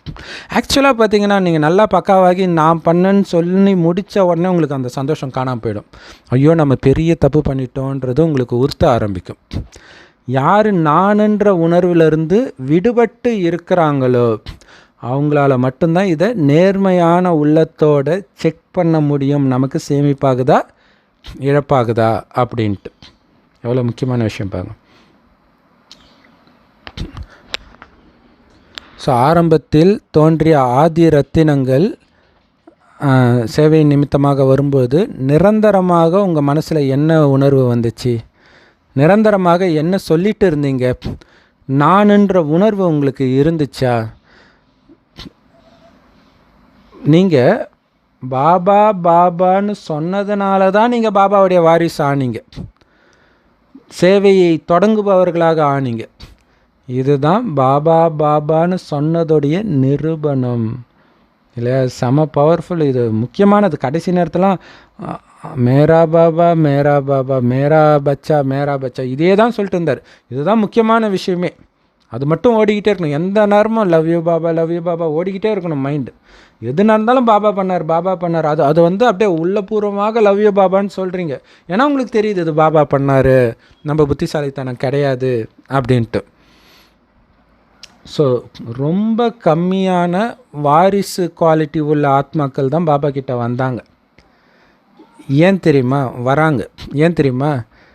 ஏன்னா பாபான்ற வார்த்தையிலே நானுன்ற கலப்படமும் கலந்துட்டாங்க.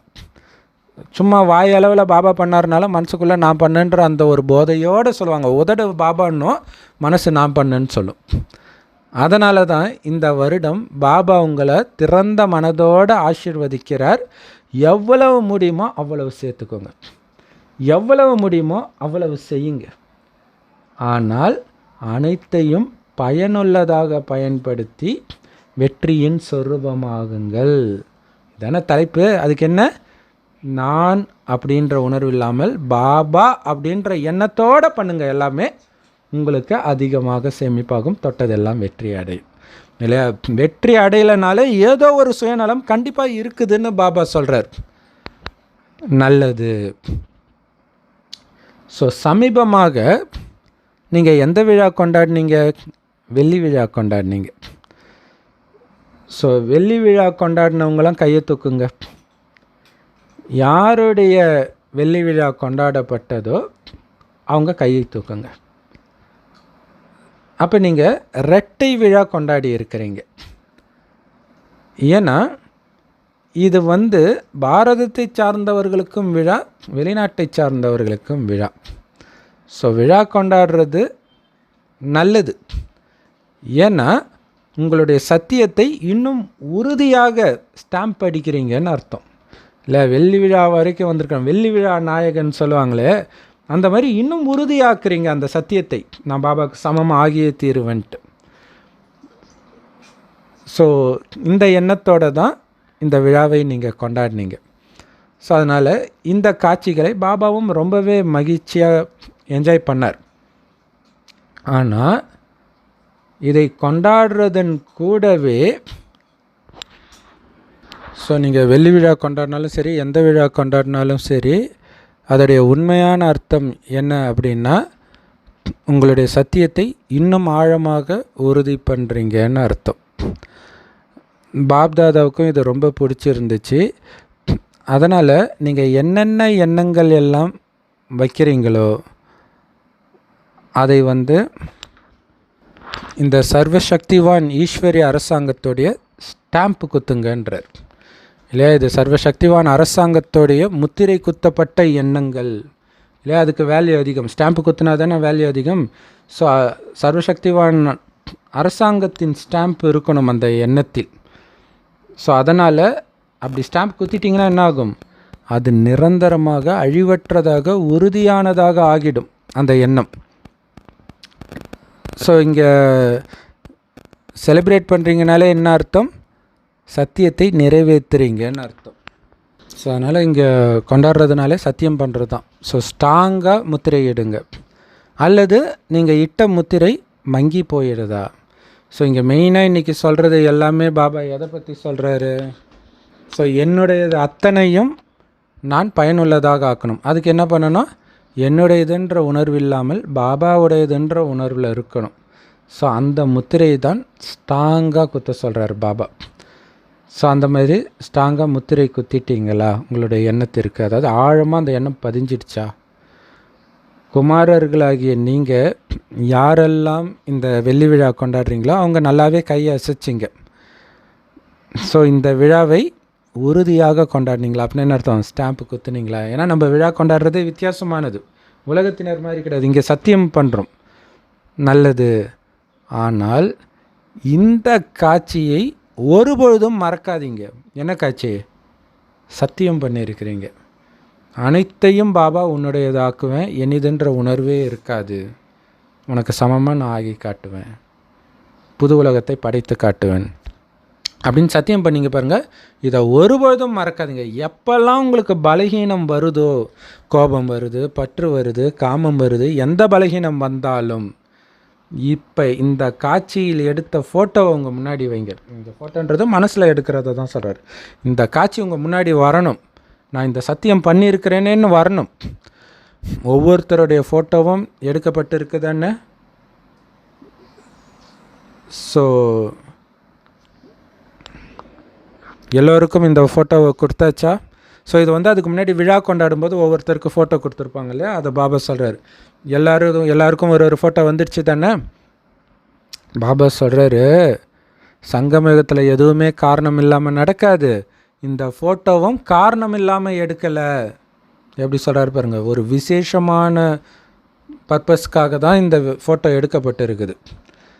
அப்போ தான் எப்போல்லாம் உங்களுக்கு இந்த பலகீனம் வருதோ அப்போ இந்த ஃபோட்டோ முன்னாடி வைக்கணும் நீங்கள். அப்போ அது வைராக்கியத்தை கொடுக்கணும். அந்த ஃபோட்டோ சொல்கிற கதை என்ன? சத்தியம் பண்ணியிருக்கிறேன் பாபா கிட்ட, என்னதுன்ற உணர்வே வர விட மாட்டேன், அனைத்தையும் பாபாவுடையதாக பயன்படுத்துவேன்னு நான் சத்தியம் பண்ணியிருக்கிறேன், வீணாக்க மாட்டேன் அதனால் இந்த ஃபோட்டோவை எடுத்து பாதுகாப்பாக கபோர்டில் வைக்காதீங்க. அப்படி ஒரு ஃபோட்டோ எடுத்ததே பலகீனம் வர நேரத்தில் ஞாபகம் இல்லாத மாதிரி பண்ணாதீங்க. இல்லை, நிறைய வீட்டில் நிறைய புக்கு இருக்கும், ஆனால் அந்த புக்கு எங்கே இருக்குன்னே தெரியாது. பாதுகாப்பாக மேலே வந்து பரனில் போட்டு கிடக்கும். ஸோ அந்த மாதிரி பண்ணாதீங்க. இது மிக மிக மிக உயர்ந்த பரிசு. இது உங்களுக்கு ஞாபகப்படுத்துறதுக்கு. ஸோ ஒரு சென்டரில் பார்த்தீங்கன்னா ஒரு பிரதர் வந்து ஃபுல்லாக நோட்ஸ் எடுப்பாராம். முரளியெல்லாம் பக்காவாக நோட்ஸ் எடுத்துகிட்டு சென்டர்லேயே வச்சுட்டு போயிடுவாராம். அதுக்கு எதுக்கு நோட்ஸ் எடுக்கிறார் இல்லையா? நாள் ஃபுல்லாக அதை ஞாபகம் வச்சுக்கணும். அதை தான் பாபா சொல்கிறார், இதுதான் முக்கியமானது, இதுதான் உங்கள் முன்னாடி இருக்கணுன்றார். அந்த லக்ஷ்மி நாராயணன் படம் எதுக்கு? மற்றவர்களுக்கு விளக்கம் கொடுக்கறதுக்கு. அது ஓகே, ஆனால் நீங்கள் பார்க்கணும், பார்த்து அந்த போதை ஏறணும். இது உங்களுக்கு ஞாபகப்படுத்துறதுக்காக நான் உங்களுக்கு கொடுக்குற மிகப்பெரிய பரிசுன்றார். இரட்டை வெளிநாட்டினர்கள் என்ன அதிசயம் பண்ண போகிறீங்க? என்ன பரிசு கொடுக்கணும் தெரியுமா? இரட்டை வெளிநாட்டினர்கள் செய்தியை ஆத்மாக்களுக்கு கொடுக்கறது என்ன மாதிரி இருக்கணும் அப்படின்னா, அவங்க பிறகு பாரதத்துக்கே மைக் ஆகணும்ன்றார். பாபா சொல்லியிருக்காருல, வெளிநாட்டுக்காரங்க சொல்லி தான் பாரதத்தில் இருப்பவர்களே ஏந்திரிப்பாங்கன்னு சொல்லியிருக்கிறார்.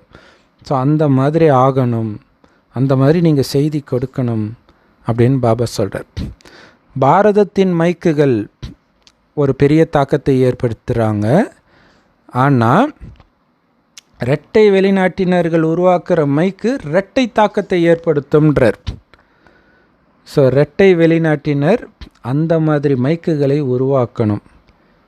செய்வீங்களா? அந்த மாதிரி மைக்கு அடுத்த வருஷம் இங்கே மதுபனுக்கு வரணுன்றார். அவங்க வந்து சொற்பொழிவு ஆற்றிட்டு போயிடக்கூடாது, நெருங்கிய தொடர்பில் இருக்கணும்.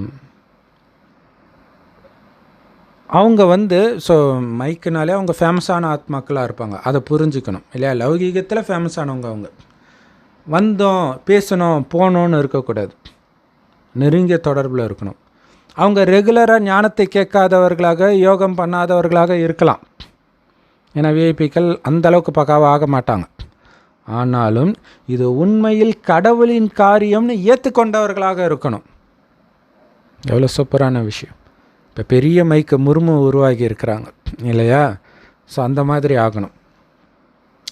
நரேந்திர மோடி அவர்களும் பல வருஷமாக வராங்க, ஆனால் இது கடவுள் பண்ணுறாருன்னு அவருக்கு தெரியாது. அது இது வரைக்கும் அவர் வாயில் வரல. ஸோ அதான் பாபா சொல்றார். அவங்க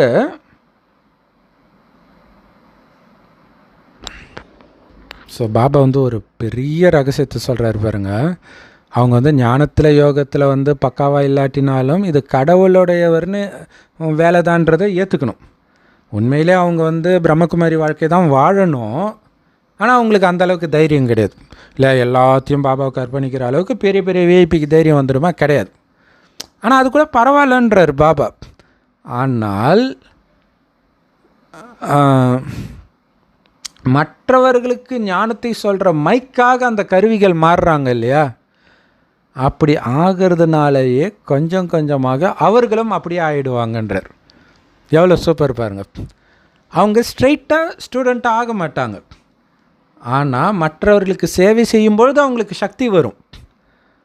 அப்படி அவங்க கருவியை ஆகிறதன் மூலமாக இவங்களால தான் நான் பாபா குழந்தை ஆனேன் அப்படின்ட்டு நிறைய பேர் வருவாங்க பார்த்தீங்களா? அந்த பிரபாவத்திலேயே இவங்களும் அந்த மாதிரி ஆகிடுவாங்கன்றார். எவ்வளோ சூப்பரான விஷயம் பாருங்கள் இல்லை? இப்போ நிறைய பக்காவாக ஞானம் சொல்கிறவங்க வந்து இவங்களால தான் ஆனன்னு சொல்லும்போது அவங்க பக்காவாக இல்லாமல் கூட இருக்கலாம். ஆனால் மற்றவங்க சொல்லி என்னடா நம்ம ஆக்கினவங்களே இந்த அளவுக்கு ஆகி இருக்கிறாங்களே அப்படின்னு சொல்லி இவங்களுக்கு வைராக்கியம் வந்து மாறுவாங்க. ஸோ என்ன மாதிரி ரகசியம் தெரியுமா இது? ஸோ இரட்டை வெளிநாட்டினர்கள் கேட்டிங்களா? பார்ப்போம். எந்த நாடு இந்த மாதிரி விசேஷமான மைக் ஆகிறதுக்கு கருவி ஆகியிருக்குது, அந்த நாட்டுக்கு ஒரு அவார்டு கொடுக்கப்படும், இதுக்கு கருவியான நாட்டுக்கு அப்படின்னு பாபா சொல்கிறார். ஸோ அப்போல்லாம் பாபா வந்து விடிய விடிய நியூ இயர் கொண்டாடுவாருன்னுவாங்க இல்லையா? ஸோ பாருங்கள், 12 மணிக்கு மேலே 97:31 ஆரம்பித்த முரளி 98 January 1 12 மணி மிட்நைட் வரையும் தொடருது. அப்போ பாபா வாழ்த்துக்கள் சொல்கிறார். யாரெல்லாம் விசேஷமான புது வாழ்க்கையை அனுபவம் பண்ணுறீங்களோ, ஒட்டுமொத்த உலகத்தில் ஒவ்வொரு மூலையில் இருக்கிற அத்தனை குழந்தைகளுக்கும் வாழ்த்துக்கள் வாழ்த்துக்கள் வாழ்த்துக்கள். எதுக்கு? புது யுகத்திற்கும் புது உலகத்திற்கும், புது யுகத்திற்கும் புது வருஷத்துக்கும் வாழ்த்துக்கள். ஏன்னா பிராமண குழந்தைகளை பொறுத்த வரைக்கும் ஒவ்வொரு நொடியும் ஒவ்வொரு நாளும் புதியதே.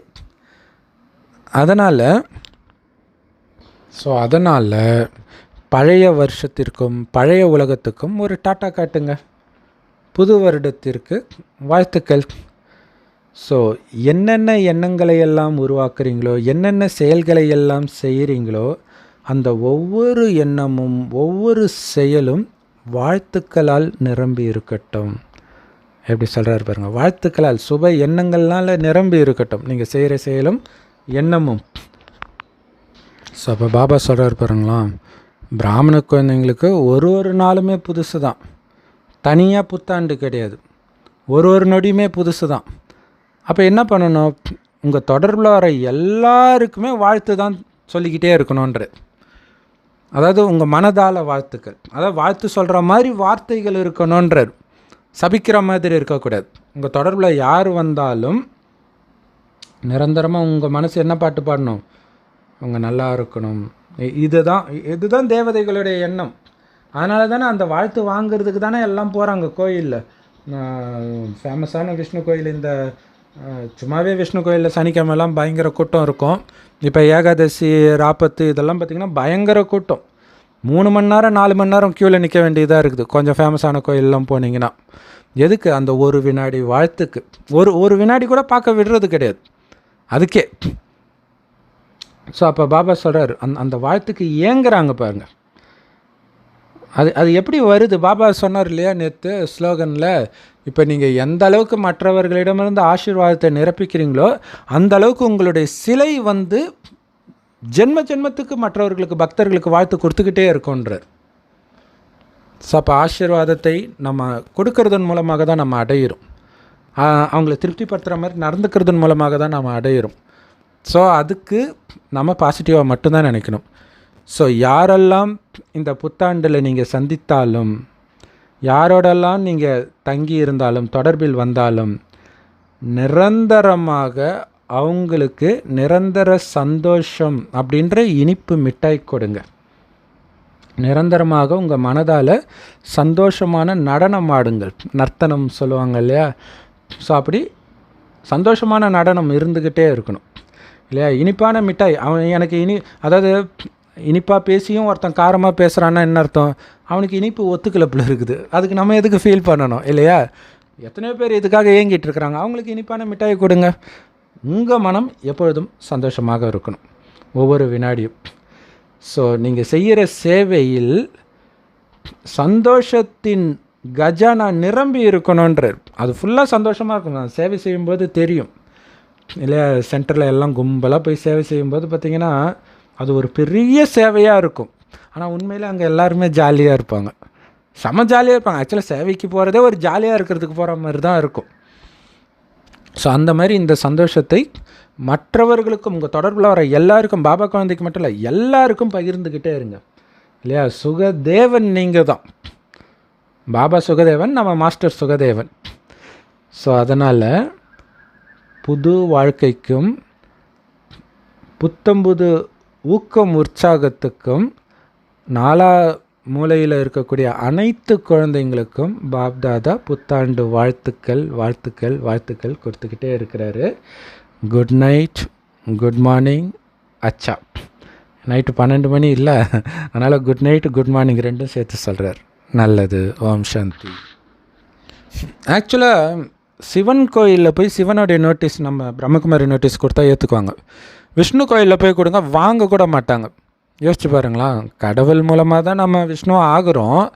ஆனால் நம்முடைய பக்தர்கள் எந்த அளவுக்கு வெறித்தனமாக இருக்கிறாங்க. காரணம் என்ன, அந்த அளவுக்கு நம்ம ஆசீர்வாதம் கொடுத்து கடவுளை விட நீ தான் பெருசுன்னு நினைக்கிற அளவுக்கு நம்மை உயர்வாக அவங்க உயர்த்தி வச்சுருக்காங்க. இதோடைய நினைவாக தான் ஒவ்வொரு மதத்திலுமே இயேசுவை உயர்த்தி வைக்கிறது எல்லாமே.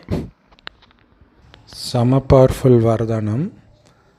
பாபா சொல்கிறாரு, பிரம்மா பாபாவுக்கு பிரியமானவராக இருந்து உங்களுடைய அசைக்க முடியாத நிச்சயத்தின் ஆதாரத்தில் நிரந்தர வெற்றியுடையவரை ஆகுங்கள். அதுக்கு விளக்கம் பாபா சொல்கிறாரு, எப்போ நீங்கள் பாபா மேலே அசைக்க முடியாத நிச்சய புத்தி நம்பிக்கை வைக்கிறீங்களோ அப்போ நீங்கள் உண்மையிலே அசைக்க முடியாத நிச்சய புத்தி வச்சுருக்கிறதுடைய அடையாளம் என்ன தெரியுமா? உங்களுடைய வெற்றியை யாராலையும் தடுக்க முடியாது. ஸோ எப்படி சொல்கிறாங்க, நிச்சய புத்தி இருந்தால் அங்கே வெற்றி கிடைத்தே தீரும். அதான் நிச்சய புத்தி வைஜெயந்தின்னு சொல்கிறார். உங்களை எதிர்க்க பஞ்ச தத்துவமும் வரட்டும், உலகத்தில் உள்ள அத்தனை ஆத்மாக்களும் எதிர்க்கட்டும், கண்டிப்பாக எதிர்ப்பாங்க. ஆனால் உங்களுடைய நிச்சய புத்தியின் ஆதாரத்தில், உங்களுடைய உள்ளடக்கும் சக்தியின் ஆதாரத்தில் அத்தனை எதிர்ப்புகளையும் உள்ளே அடக்கிக்கிட்டு அசையாமல் இருப்பீங்க. இப்போ கடலுக்குள்ளே எவ்வளவு குப்பை ஆறு எல்லாம் போனாலும் கடல் என்ன பண்ணுது? எல்லாத்தையும் உள்ளடக்கிட்டு அமைதியாக இருக்குதா? அந்த மாதிரி இருப்பீங்க. ஏன்? நிச்சய புத்தி, பாபா மேலே உள்ள நிச்சய புத்தி. பாபா சொல்கிறார், கரிமீன் சாப்பிடக்கூடாதுன்னா சாப்பிடக்கூடாது, விகாரத்தில் இருக்கக்கூடாதுன்னா இருக்கக்கூடாது. அப்படி தைரியம் எதனால் அது வந்துச்சு? அசைக்க முடியாத பாபா மேலே உள்ள நிச்சய புத்தியின் ஆதாரத்தில். அது எல்லாருக்கும் இருக்காது.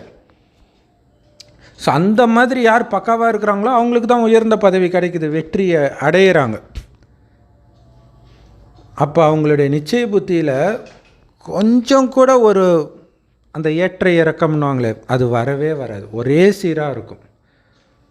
அந்த மாதிரி எந்த குழந்தைங்க அசைக்க முடியாத நிச்சய புத்தியோடு வெற்றி அடையிறாங்களோ அவங்களுடைய நம்பிக்கை யாராலையும் அசைக்க முடியல. கறிமீன் சாப்பிட்டா நல்லா தெம்புடா, முட்டை சாப்பிட்டா தெம்புடா, முட்டை கூட வெஜிடேரியன்டா, இப்படியெல்லாம் சொல்லுவாங்க பாங்க. பாபா சொல்லியிருக்காரு நாங்கள் சாப்பிட மாட்டோம், பாபா சொல்கிறது அப்படியே கேட்போம். அந்த மாதிரி யாரும் அசைக்க முடியாமல் இருக்கிறாங்களோ அந்த குழந்தைய தான் பாபாவுக்கு ரொம்ப ரொம்ப பிடிக்குமா. வெளியில் வாங்கி சாப்பிடக்கூடாது, பூண்டு வெங்காயம் சாப்பிடக்கூடாது, பாபா சொல்கிற அத்தனையும், கோபப்படக்கூடாது, என்ன ஆனாலும் கோபப்படக்கூடாது, அன்பாக இருக்கணும், இப்படியெல்லாம் யார் இருக்கிறாங்களோ அந்த குழந்தைய தான் பாபாவுக்கு ரொம்ப ரொம்ப பிடிக்குமா.